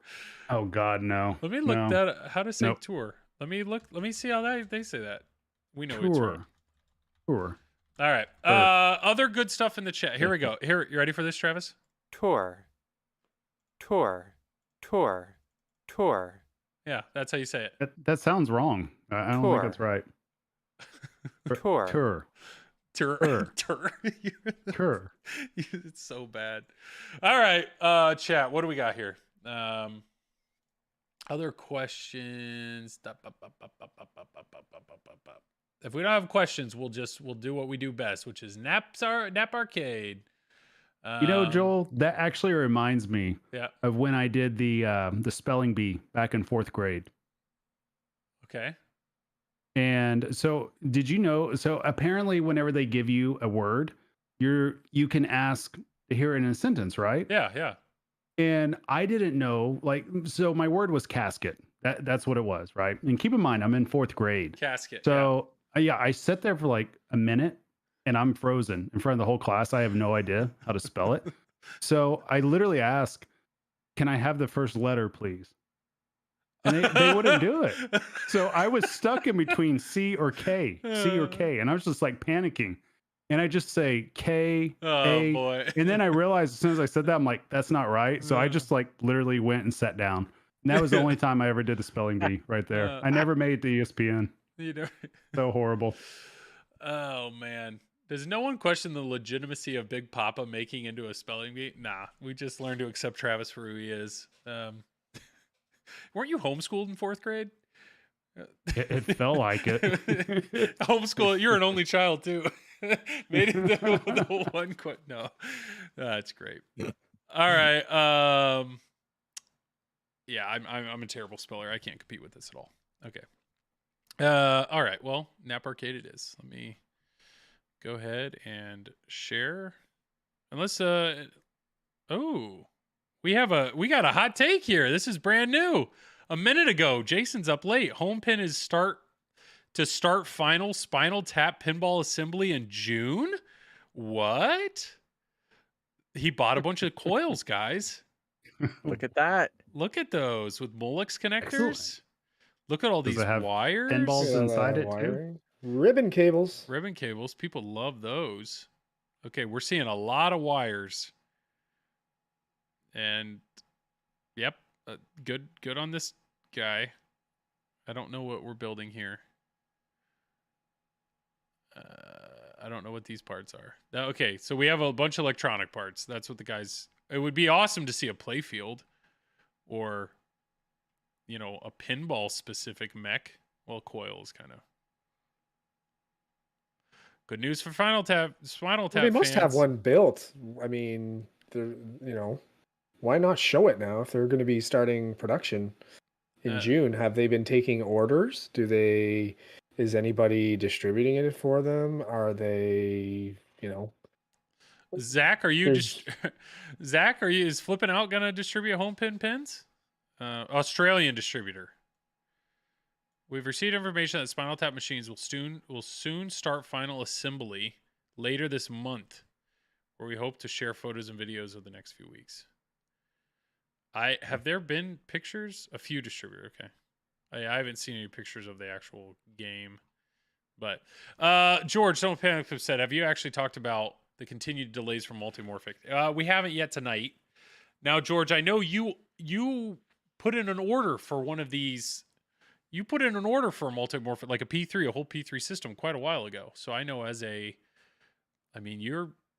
I don't remember exact, at Expo. So in October of last year, you put in an order. Now, I understand. I kind of respect them saying, let's wait. And that way, like, George, when you get your game, it'll be the newer system. So the newer head box with the newer speakers and the newer gates and everything. So, that would kind of suck to get the older system and then have to update those stuff. But at the same time, like, you have been waiting a good bit. And the delays apparently are not part related. It's they don't have people to build the games. And I know, like, Travis and I talked about this. It's as soon as they announced how many games they're planning on building, we're like, great, they're going to sell, but who's going to build them? That's like, this is not a surprise. This was months ago, great, but who's going to build them? And it doesn't seem like they've solved that answer yet. So, is there not a post somewhere that they were looking for people? Yeah. To help them with the assembly and everything. Yep. There was a post on Facebook that was shared. and yeah, basically saying, hey, we've had a lot of success finding good workers through friends of a friend or through Yeah. other people. Um, For the record, that was my main concern on day one. And I was told, well, that's what the pre-order money's for, is to hire the line workers. And I was just like, I don't know about that, Yeah, but no, well, it doesn't surprise me at all. I mean, it sucks because the machine looks cool, and Mhm. obviously they got a lot of orders early on. It's just, yeah, for whatever reason, they just can't get the workers in to produce said machine. so my current view on, like, I know George is in on a P3, and I know other TPN people that have all put in orders on P3s.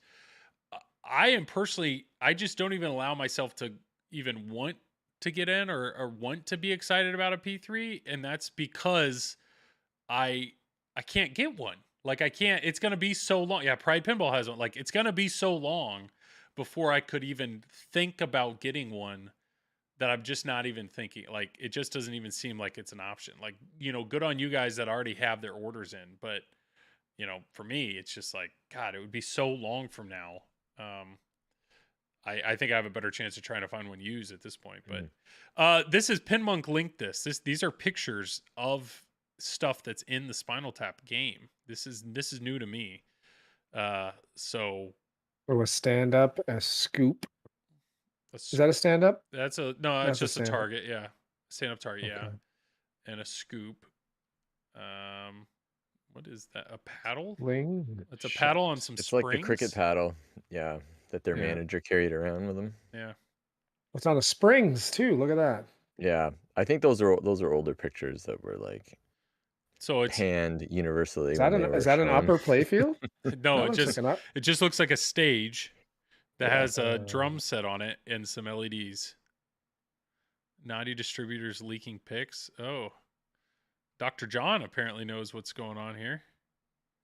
That's what we're seeing. That's a lot of welding dots. It's a ball trap, is what he's saying. Yeah, I mean, if a ball ricochets up there, you're screwed. There's no. I mean, there's no. I mean, there's no a getting whole it out lip from there. Yeah, there's no getting that ball out. No way.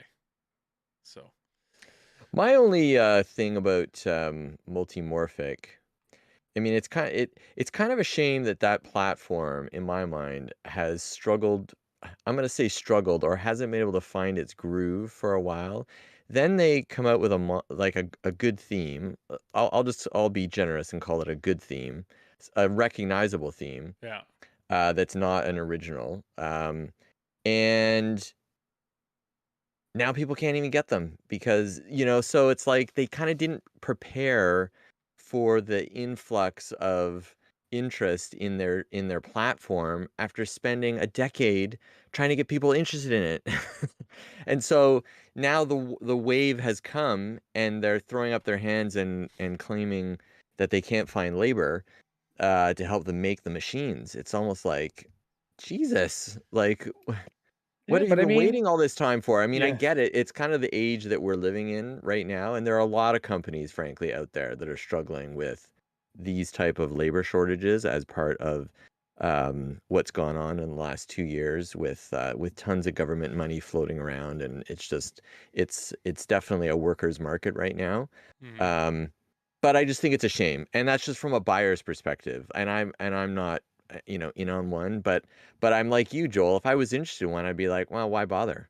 Because I'm going to be like, what am I going to wait 2 years now for a game? It's like, why? Yeah. Well, what worries me for them too, didn't Jerry build in an out clause for a lot of people to Yeah. be able to back out of their order? Yeah. And so I forget what it is. Is it If like they if don't they get it within a certain amount of time of what date they were initially told, they right? can request it. I think it's they like, get their money is it back. 6 months or Is it something? I don't 6 know months? exactly what Yeah. it was, but it's within the certain time frame of the date they were given, they can request a refund. Yeah. Mm-hmm. If they It miss is 6 their months. Okay. delivery by 6 months, yeah, you can get your deposit back. So, I mean, that's good in the sense it makes it feel like you're not going to be out money. But it is That's scary as hell though from a cash flow standpoint for the Mm-hmm. main for multimorphic. That Yeah. is, I mean, imagine the pressure knowing that you have that dangling out there. And right now they're stacking up so far behind. But Yeah. isn't it something that they have to let you know though when your ship date is? They already have. They have. They've already. People, yeah. Like, Oh, so dear Pride Lord. Pinball here, he's saying he should get his game next Friday. Or not next Friday, next February. So that's the thing. I mean, these all happened, and what's crazy, remember, to order the game, you had to send an email. You had to send an email at 9 a.m. And Pride, I'd be curious, when you sent your game, wasn't it like 9:02, and you were, 2 minutes in their list, and you're well over a year. But the truth is, I mean, I think the earliest ones were like October. I don't remember, but I mean, And I just think between now and then as well, like, it's not like the world that we're living in a vacuum now and nothing's gonna be released in that period of time. well, So look at Pinmonk. think of all the games that are gonna get released between now and February, and every one I'd be evaluating, like, should I have bought this one? Yep. Should I be buying this one? And I bet they lose a bunch of people along the way. Well, I mean, Just from the time. Technically, I mean, in Pride Pinball's case, they're locked in until August, right? Because if it's not February, well, they have 6 more months to wait. So it's really almost, another year and a bit from now. So, I mean, how many games are going to be released between now and then? That Pinmonk, Toy Story, a CGC game, 2 Sterns, and then it's like, and that's just between now and February. That's right. Just now in February. But I mean, Pride Pinball, he's only in $1,000, right? So if in his mind he's like, okay, I can save this other money that I need to spend in February, technically. yeah. I mean, he's got time. He could buy another game, play it, and sell it in that. Yeah. But what are we? Especially with the market now. It is such a unique system that a lot of people know what they're getting, and they know that if they want that system, this is the path, right? So yeah, but there's going to be a lot of new stuff coming along in that period of time that will tempt people for sure. Well, there's plenty of that. I mean, like, even if I called up Zach at Flip It Out and I said I want a Godzilla Premium, it's going to be a year. Like, I could buy and sell multiple games in the meantime. So, but yeah, what do we have? So Dr. John, he's saying in an upcoming podcast. So he has his the Aussie podcast. You guys got to check that out. Apparently, he talks about this and refunds. So yeah, I'll look forward to that. What is it? Okay, there's Des Theotia. There's no way. Specificity. I'm a current P3 owner. I was told the kit would be July this year. I mean, yeah, I don't know. It's the truth is, I mean, like, Weird Al came out, everybody was talking about it. Nobody had played it. Everybody's talking about it. Then it was at Texas. So then a bunch of people played it. They're like, this is great. This is a fun game. I played it. I had a good time on it. And what's happened since then? Fliptronic, Jordan and Becca, they were able to take home one of the games that was there. They're the only people that have it. They're the only people that stream it. They're streaming it. What that thing's worth. Yeah, they're the only people that have it right now, and they're the only people streaming it. And there's been a few others that have made it to a few other shows. Like, maybe like one distributor has it's just nobody has it. It's just and because of that, it's the hype for it is it's kind of forgotten because people are just like, well, when, I mean, nobody gets to touch it. No one. I mean, complete is it's going to get to a point that an absolute avalanche from pinball releases are about to come. I mean, when you got Toy Story coming up, and I have to think too, with Jersey Jack kind of holding off on that it's almost one of those situations where they're really trying to back build the amount of units that'll be available at release. That's what I would think that they're doing right now. And then on top of another Elwyn release looming later this year, most likely, and then Gomez coming back as well. There's just going to be a lot of options out there very soon. And unless somebody's putting out a product that's in front of people and they're putting something out consistently, it's going to get left behind. I mean, unfortunately, that's just the reality of the industry right now. So hopefully they can figure it out and they can get it together. And more than anything, I mean, there's people that believe in the system and there's people that bought it on day one. And I would love to see them be able to get the games. And I'm sure Multimorphic feels the same way. They want to get the games to the people. Well, it's crazy though, is you're not necessarily competing with just new games coming out. Like you're competing with people's money that they're holding reserved for games they've already ordered that they're waiting on. Like Craig has 2 games he's waiting on. Like his money's tied up. Now you could cancel those orders technically, Craig, and move it to a new game. But like, I don't know. There's a lot of people waiting And to spend money I'm in going to be pinball doing right the now. math myself on that, Joel. Like, so, if Toy Story comes out and it's like a home run, I'm going to be thinking, shit, should I be moving off of Rush, or should I be moving off of Godzilla, or, because Yeah. you can't not but evaluate. If you've got a limited space and a limited budget, you're always evaluating, like, would this be better? Is it better if I have this? Yeah. Anyway. It's a constant battle. Yeah. Yeah, that's Yeah. like the market. The market is now, it can dictate what you do with your games too, right? I mean, Yeah. especially with the way the market is now. I mean, you can buy a new in-box game and almost sell it for exactly what you paid for it, or even more in some cases, when your Rush gets in or your Godzilla gets in. The problem is really, I mean, is there even anything available right now? Right. Well, I yeah, mean, it's yeah. not even a matter of, I guess you could go and buy a used pinball machine, I suppose, right? There's used pinball machines on the market as well, but you're going to be paying almost new in box prices for those too. So not So this. I'm just going to straight up shill, But like, if you if you have tried to order a Godzilla from Zach and at Flipping Out, and Zach's been like, hey, it's going to be 8 months.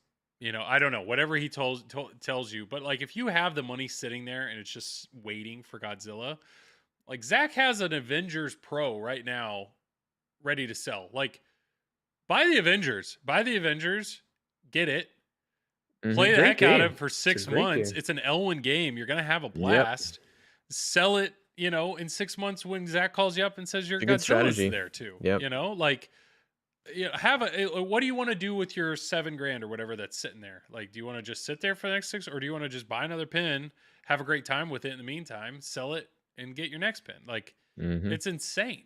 It's a dangerous spot too for multimorphic. What a lot of people need to consider is that their price structure, it's static.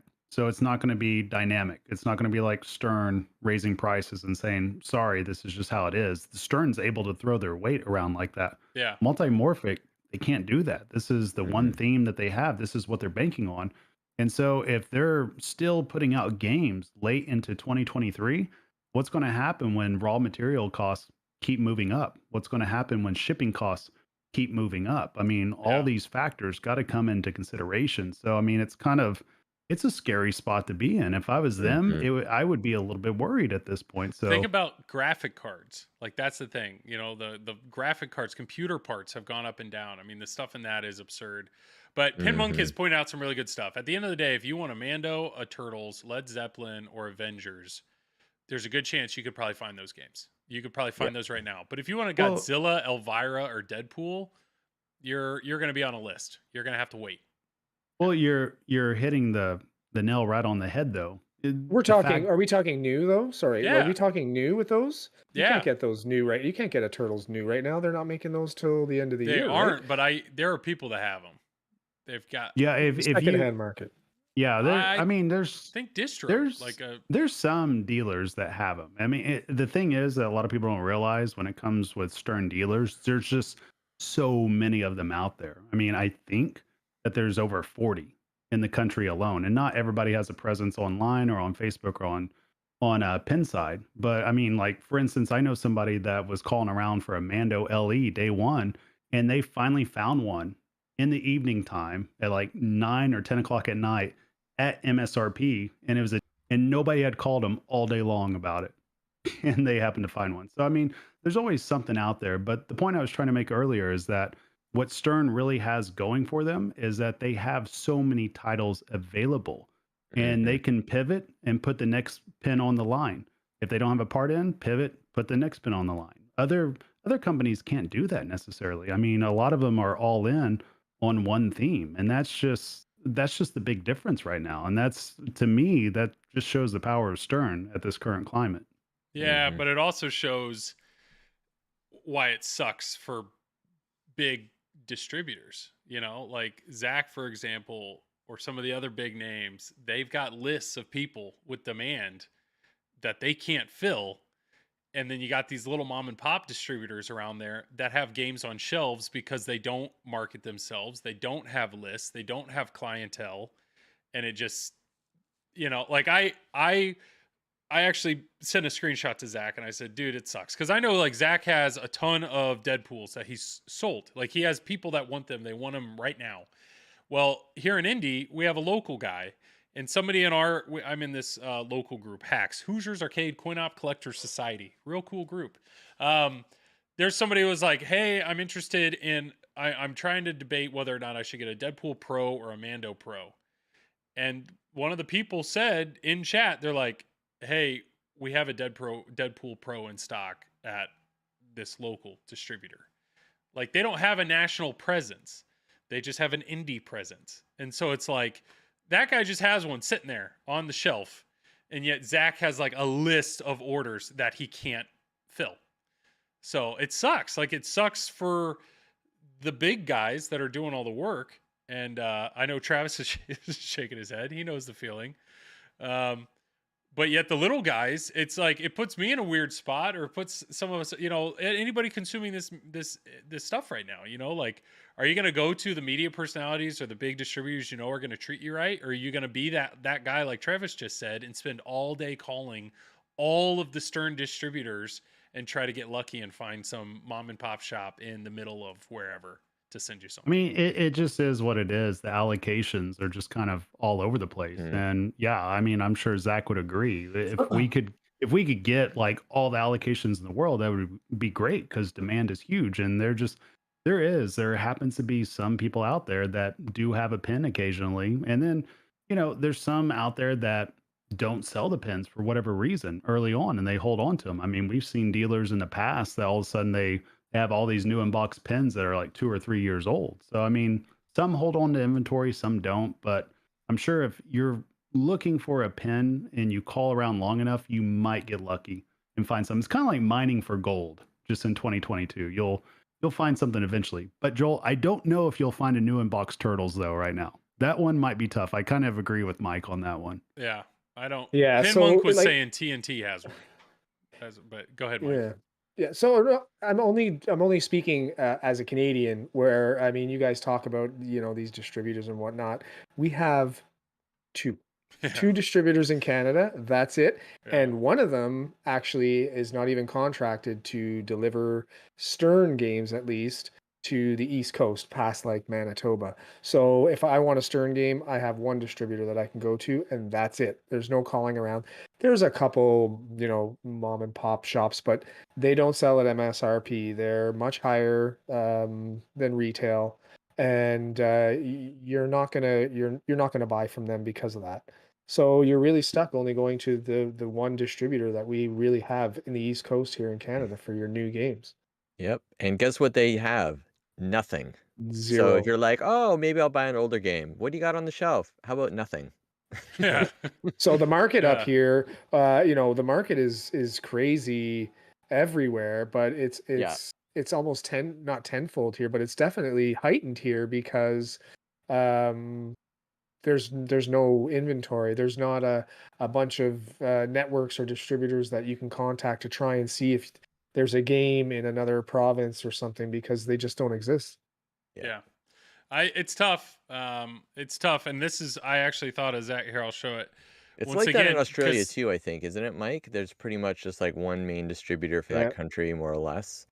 And everything kind of funnels through them. So it's like, and nothing to say against them. I mean, they're doing as good a job as they can up here, and that's really not their bread and butter by any means. So as a business, I get it. It's just a shame for the hobby, that we can't get better access. And I'm sure Stern too. I mean, their market is the U.S. market, and that's always going to get first priority from them. And so, even if there was 10 distributors here in Canada, I'm not sure ultimately if it would be a better situation or not, because that would assume that Stern was going to dole out more units up here. And, are they? I don't know. So I just saw this was posted 4 hours ago. This is on Pinball Enthusiast on Facebook. But this guy said, great seller alert. After getting stiffed by our local dealer in Texas on a new Stern Pro, Rob Bradley of Mad Pinball in Maryland came through for me and my grandson in a big way. Our new Godzilla Pro arrived today, new in box, undamaged. So you're telling Nice. like, I mean, good for him, but at the same time, like you're telling me this guy obviously had placed an order with a local distro, something fell through. And so this guy must have called around and found somebody in Maryland and who had one, like he must have not have had a list. So he's like, I got one. Here you go. Like, and send it to, like, that's insane. That's insane to me. Mike, are you awake? Yeah. Did he freeze? That's what I was saying. Yeah. I was like, I think Mike froze he's and it just looks like meditating. he's asleep, What he which is. is hilarious. Monk is killing himself. Yeah, that's so great. Oh God. I think I think his video is just frozen and it's hilarious. well, it's not just frozen. His audio is too, Joel. He's completely gone. Oh, he's gone. And so yeah, he's gone. we're just We gonna got- say we he's gotta get him asleep. back. Yeah. Oh no, he dropped out. Oh, Oh, we there we gotta go. we Look gotta at go that. to Three And Faces. it's all messed up. No, I can't do Three Faces. Look at that. No. I'm on both sides. No. Okay. Look at that. No, Look at it that. messes with everything. No. Boom. You roll with it. Oh, we got 2 Craig Bobbies now. There you go. Here it is. This will You work. can never have enough of those. There. That's gonna work for now. All right. Hopefully Mike comes back. Yeah, we'll see. It's the upside down All pyramid. right. Well, Joel? I don't know. I mean, to wrap up that conversation, I don't know, man. It sucks. It sucks for the bigger dealers. Give us more pinball. It sucks for the bigger I mean, it's dealers. just and it's it just is the what way it the is. It's just the industry way it is goes. right now. Yeah. Like, Yeah. I mean, people sell There's a lot. Yeah. and Zach knows because Zach has a podcast out. He has this out. I mean, he's well known. So Yeah. obviously the ones that are well known, they're always going to have a customer base there. And he serves the customer base great. I mean, he's awesome at what he does. And so he gets everything that he deserves. And then just like we talked about before, there's other dealers around too that may not have as big of a presence. But there's plenty to go around for everybody right now. Just hopefully Stern can open up, I don't know, 8 more lines and produce enough allocation for everybody. Yeah. But yeah, I mean, it's crazy because they're producing more pins than they ever have before. I think it's the what documentary was it? The Special When Lit documentary that was out like 2009 or so, 2010. And I was just rewatching that, and Gary Stern was on there talking about 10,000 units or selling at 10,000 units. And no doubt they do way more than that right now. And yet they still can't keep up with demand. So, I mean, it's a crazy time to be in pinball right now. Joel, what are you doing? I with the am stream I right now? actually, trying to you know, get it all to when work. Zach There puts we out go. his list of games that he actually has for sale right now, I was shocked. I was like, wow, he's got that, he's got that, he's got that. Like I'm shocked with the amount of inventory that he has given all the delays. You know, obviously it's the big sellers right now that everyone's having a hard time getting their hands on, right? Yeah, and The latest and greatest. The Godzillas, the Mike's Rushes. Back. Mike's back in the I camera. got disconnected. Sorry, Dude, internet. Like, but we thought you were just doing a mime thing and you just decided to stop moving. We were all impressed by it. It looked like you fell asleep, to be 100% honest. Like it was so funny looking at. I was like, Mike, are you awake? And then you're not talking, and you're not. Yeah, That's So, okay. I'm the big papa now. We'll leave it. But you got me too close. You still have I me have you zoomed here. in. I have you zoomed in About to like say, Travis. you're back here again, Joel. You know, this isn't my fault. All right. Chaos. I'll take all the blame for it. It's Take- okay. there we How go. did you It's- end up getting in the top 3 of Twippies? I don't get it. I think it was the Monday night crew. It wasn't. Keeping It it wasn't fresh. because of me. 100%. I agree with that. Yeah, but better. You good, Travis? Ish. I mean, God, I can't even. I can't even with you. it's- It's technically it's midnight. We fine. should be ending like now, but it's fine. all right. Well, believe it or not, even though you look awful, Travis, there are people that want to see more videos by you. So if you didn't see that comment, yeah. What do we got? Yeah, and Zach's selling stuff. Good for you, man. Okay. One last thing I do want to talk about is Haggis. I want to talk about Haggis Pinball, there was a new video that came out, and these are starting to go. And somebody had said that earlier about having money like wrapped up, where I don't know how Haggis worked, if they wanted if you had to pay in full or what, but this is the first video. I'll go ahead and pull this up of an unbox. I mean, it's a pretty looking game. I'm not. There's no denying that. So is this the second game that's been out? The second Fathom I think that we know of? Yeah, and this I think so. plaque, because I think Dr. John is getting number 1. This plaque is pretty cool. So it's a picture of this. that comic looks like book a they wrote. satisfying. Yeah. Yeah, it's So- beautiful That what game, they've yeah. done. Classic Series game 1 of 5. So this guy Alex Moss must have committed to doing all 5 He's games. yeah. So, but if we let this play through, there's like, they have protective film on the glass all the way back. They have protective film all the way around the game. I mean, yeah, this is, It's really done up to the nines. I mean, yeah. I just want to buy one so I can peel the plastic right off the glass. It I mean, looks look at the chrome on that. beautiful. And the print, the print on the side is ridiculous. Flipping out, Mermaid, hopefully you get one in July. But like even that, like the boards, I wish the guy would go slower with some of these edits. Like these are all custom boards that were made specifically for this game. Yeah, look at that. What do we got? Yeah, I'm crushing it with my and play, and pause. Yeah, all of these boards are custom with a bunch of little LEDs in just the right spot. I don't see like anything in this back box. Do you see that? I know. There is nothing back there. There's no CPU in the back there. It's underneath. It's all in the cabinet. The only thing he's ever moving this door for is to lock. You're gonna see him turn one lock. I mean, there's You can nothing. hide his stash back there. Yeah, there's nothing in that back box. And then everything is below.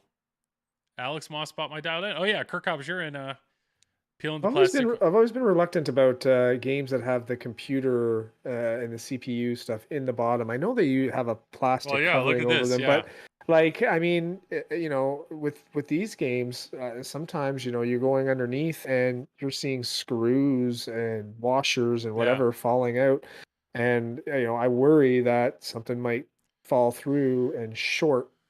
So that kind of scares me a little, but it looks like this is pretty well protected. So well, if you look here too, so this is the speaker stuff back here. That's covered, and then this is all the computer stuff.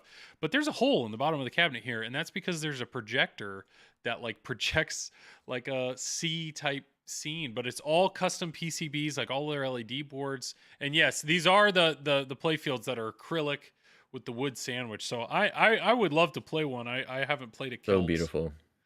Ray Day's asking, is anybody going to Pintastic? I think Todd Tuckey of TNT said they will have the next JJP game in their booth at Pintastic. So hopefully we can see something before then. But I love the little LEDs there too. Just even if it just has the little LCD screens there in the apron, I think that's awesome as well. Even if they do nothing except just. They'll probably be used with the alternate code. They will, and it shows it here that you can select with the flippers whether or not you want classic code or regular. And even when there's a little gameplay here, the guy did some really fancy video shots. I wonder if Stern will do something like that at some point. Put a little LCD. Put the little LCD, so you can see right here. I don't know if he's playing the classic code or the real one, but it looks like his score, even if you play classic, is still put down here. Which I will say there is a mod for that. We've talked about this where you can put a monitor down in your apron, which would be pretty helpful. I'm not going to lie. Honestly, if there was one in the Sterns, if I had those mods, I probably would never even look up at the regular LCD. I would just look right at the apron. You're already looking down at your flippers 80% of the time anyway. So it's a perfect place to put a screen. Travis, he showed us behind the curtain. He says he rarely doesn't even look like above right here on a game.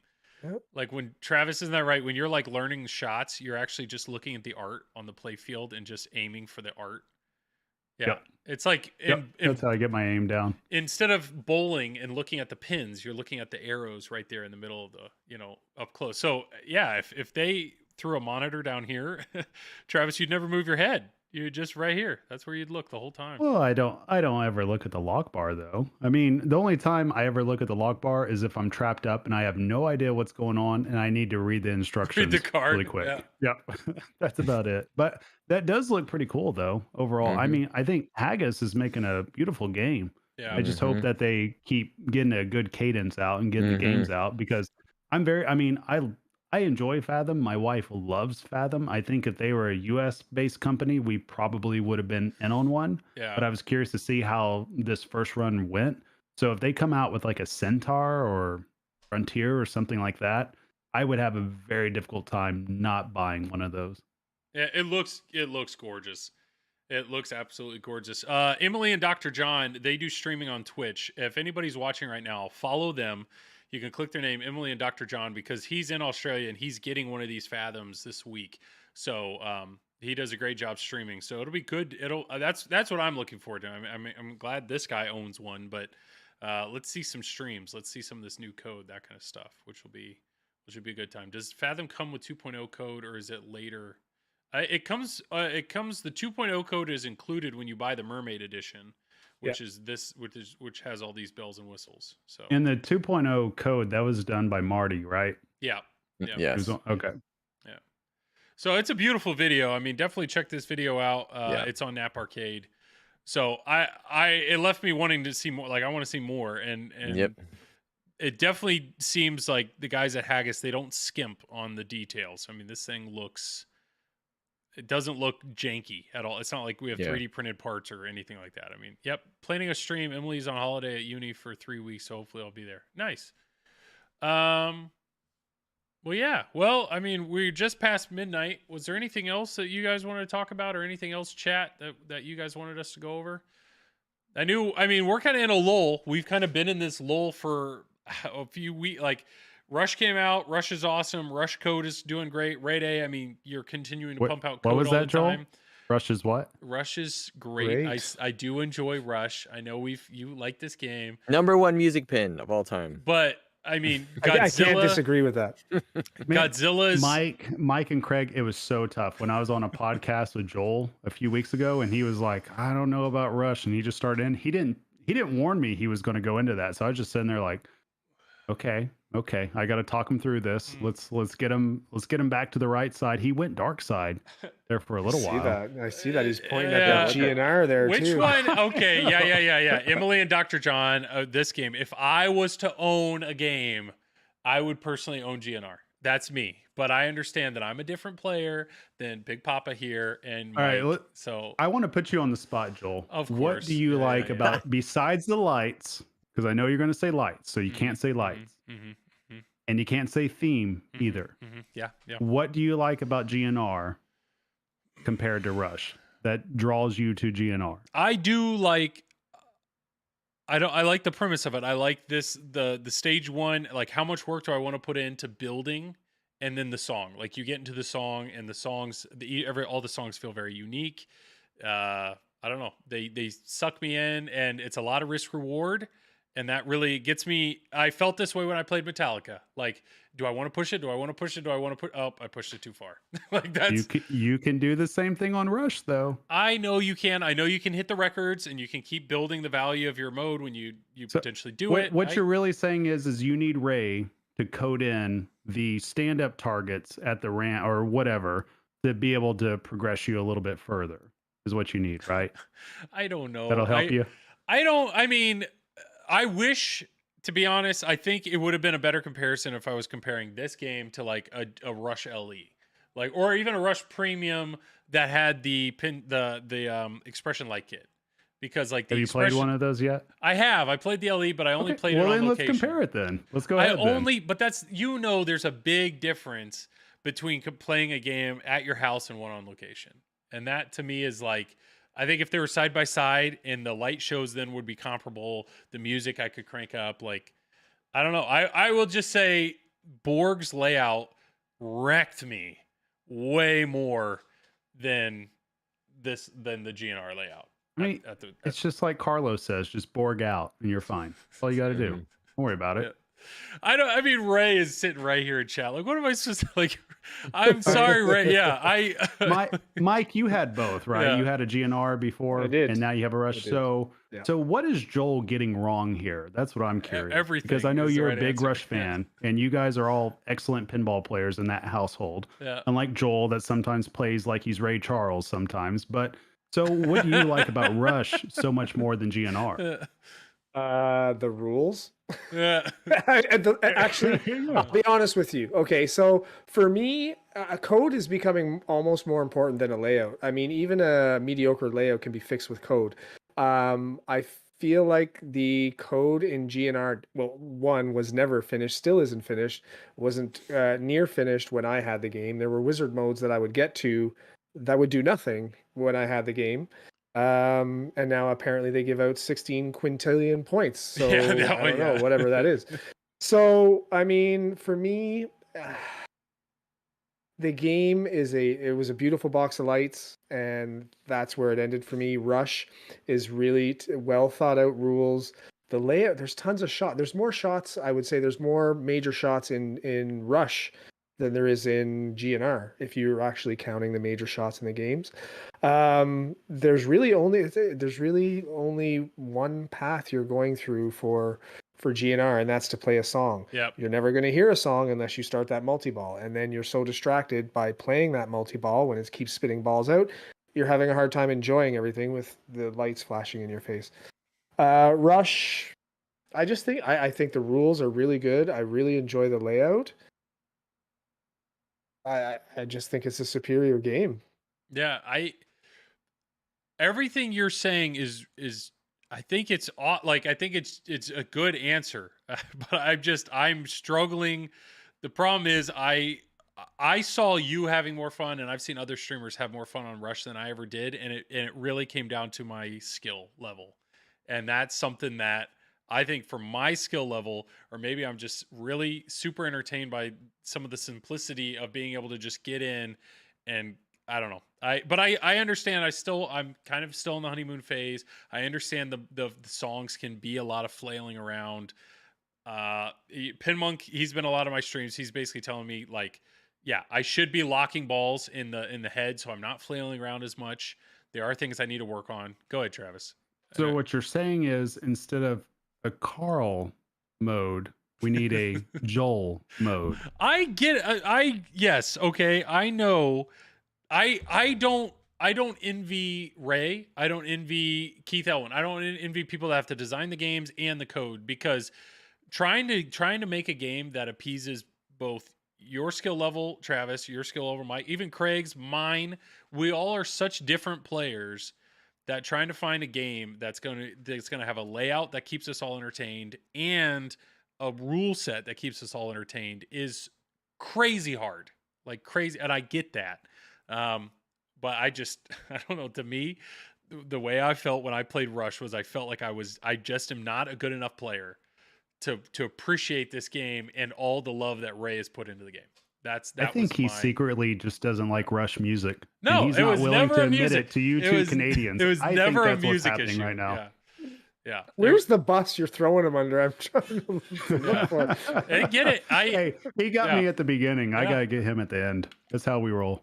It's fair, and and he's getting me with Ray. The freaking coder of the game is sitting right here going, you know. I mean, and I've said this before too. You do know what I traded the GNR for, right? The GNR was traded for a Led Zeppelin Premium. Yeah.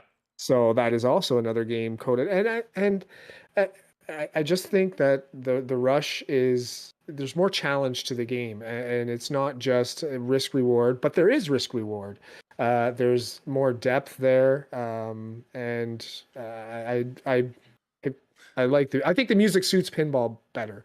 Now I'm waiting for the expression lights because I really need to have those on the Pro. Yeah. So I'm hoping they come out soon because the lighting, so much. the lighting really makes the game that much better. That's something that, like, if you asked me which would you rather have back in your house, I would take the Led Zeppelin. I had more fun on Led Zeppelin than I did Rush. But I think part of it was the expression lighting kit. Like, it sucked me in more. But and it was a layout that it was more friendly to me. But I don't know. It's funny. As soon as Rush left, I remember thinking like, is this going to be a game that 5 years from now I'm going to be regretting that I didn't play, like, or want back or something? Because I absolutely think Rush deserves the love it gets, and I know I'm the odd one out for not loving it that way. So it is what I don't know. You'll come It's around. okay. You'll come Just around. like you said on our podcast, it's like a one night stand or something like that. I Whatever get it it. was I that you were get it. saying. I know, but You'll get sick of the hoe games. and at maybe some it's point. unfair to talk up this the way I have. Like, I know I'm still early on with Guns N' Roses. I get it, and there's been plenty of owners that it's either it's locked, it's bolted in their house, or it's people like Mike or Travis where you had enough of it. That's fine. Yeah, I'm glad Joel is not easily swayed or influenced. I try to keep an open mind, Saul, but at the same time, I'm not gonna let freaking Big Papa tell me what I'm supposed to like in pinball. I mean, look at the guy. Hey, I've always told you can feel free to like what you like, and I like what I like. I have no That's quite fun. problem. That's the great thing about pinball. I have no problem disagreeing with Travis or even Mike or Craig. No, I all don't the have a problem time. with that. What I have a problem you text with, me out of nowhere Yeah. in the middle of the day to let me know I'm wrong about Yeah. something I said 3 weeks ago. I have Yeah. no problem in that. What I feel bad doing is saying something negative directly in front of a creator of that thing, being Ray Day Pinball, who's right here in chat. Like, I don't want to, like, I love Ray. Ray's an awesome dude. So yeah, none of my opinions should say anything bad about something that Ray is doing. That's not fair. Yeah. All right. Well, we need to wrap it up, guys. I know we got an awesome raid, so thank you for the people that came in with that. We're gonna share the love and raid somebody else, but let's go around real quick, do some quick plugs. Craig, if you want to start with that, go for it, man. Yes, you can see me every Alright. week on the Pinball Show. I do the news for Zach and Dennis there, and like we were talking about earlier, the last couple episodes have been on video. So check us out on YouTube. If you want to drop me a line, my email address is cbobby, which is SEEBOBBIE @gmail.com. Nice. Ray Day, Hot rumors, send them my way. Ray Day, it's cool, Joel. Just don't diss Banjo Kazooie, dude. Banjo Kazooie. My daughter and I just finished Kirby on the Switch. We loved it, and the next game up that we're playing is Banjo Kazooie. So I am pumped. Can't wait to play, man. Go ahead. Rubber's going to meet the pavement really quick on your opinion with that one. No, Joel. I've already I played Banjo Kazooie and Banjo Kazooie when I had the 64. Those you're games are risking- fantastic. Ray will end his friendship with you very fast if you say something bad about Oh, Banjo Lord. Kazooie. Just letting you know. You're getting in the weeds now. Have either of you had enough of Travis tonight? I mean, are you good? No, we're going to have our own podcast after this, after you go to bed. Perfect. All right, go ahead, Mike. You can check me out at and the rest of my family, Lisa and Carter, at Pinballers, twitch.tv/pinballers on Mondays and Fridays in the afternoons, and then here on the Pinball Network Tuesday evenings. And we also have Instagram, TTV Pinballers, and Pinballers Pinball and Retro streams on Facebook. So check us out there. Nice. And Travis, go ahead and plug. Whatever you do, go ahead and plug it, man. Yeah, you guys can find me on the Triple Drain Pinball Podcast with the world famous Tom Graff and that other a-hole that co-hosts with me. Speaking of which, that would be me. Yeah, my name is Joel. I do the Triple Drain Pinball Podcast with Travis. We're still looking for somebody else, but until then, it'll be Travis and Tom and I. I've so. tried to initiate a trade to Loser Yeah. Kid for like the past 6 months now. They so don't I've want tried. it. Yeah. And then I do this stream every Wednesday night on TPN, and then every other Thursday I stream for Flippin' Out. So I will be streaming tomorrow night on Flippin' Out. You can see down there in the corner, and we will be playing some more GNR. So feel free to check that out. It'll be 10 to roughly midnight tomorrow night. So raid wise, what do you guys want? We can either raid Colorado Pinball. They're playing. Looks like Adam's Family, or we can go Vinny Blanc. Looks like he's playing some Wonka. So if anybody in chat, Go Vinny. go Vinny. Let's give him some big love. He's only got 7 people watching. Let's do it then. So let me I get like to raid the ones with the less views a lot of the time. raid Vinny Blanc. Boom. Oh, Gaming Guru. Yeah. Oh wait, All right, I already did it. I already typed it in. It's too late. yeah. So make sure give Vinny some love, give him some followers. Appreciate everybody that came out tonight. The raid here does take a minute or two because it's got to go through the Restream app. But so we have like right at I would say a minute. So yeah, definitely follow the raid, give him some love. Anything else? Anything else you guys want to say or anything else in chat? Real quick, maybe we could fit in real quick question if anybody has one. Zach, get those Stranger Things. What did you say? Yep. Get those Stranger Things premium made. Zach, when you did say that on the pinball show, it was like they should absolutely, but at the same time, like when's Stern gonna fit in making another game? They're so freaking busy. Like They need to make more Black Knight Sword of Rages. That's what they need. There's more pros. There's no need for a vault. Like a vault's never gonna happen right now. They don't have enough. I think Stern could stay busy making Godzilla, Deadpool, and Elvira. Like if that's all they made the rest of the year, they'd probably still not be caught up. It's insane. All right. I don't. We're see, just gonna. we're just gonna chill here. awkwardly wait gonna until chill. it happens. It's gonna happen. Craig and Mike, Yeah. thank you guys for being very professional tonight. I appreciate it. Yeah. In the very beginning of this, Even- Joel As usual. was late and Even- making fun of me before. Oh, I was late because I had to pick up medicine for my sick child. Yes. Hope you feel. All right, the raid just happened, so we'll let that go. But all right, well, if anybody's still here, thanks for watching. Appreciate you guys, and yeah, we'll see you next week.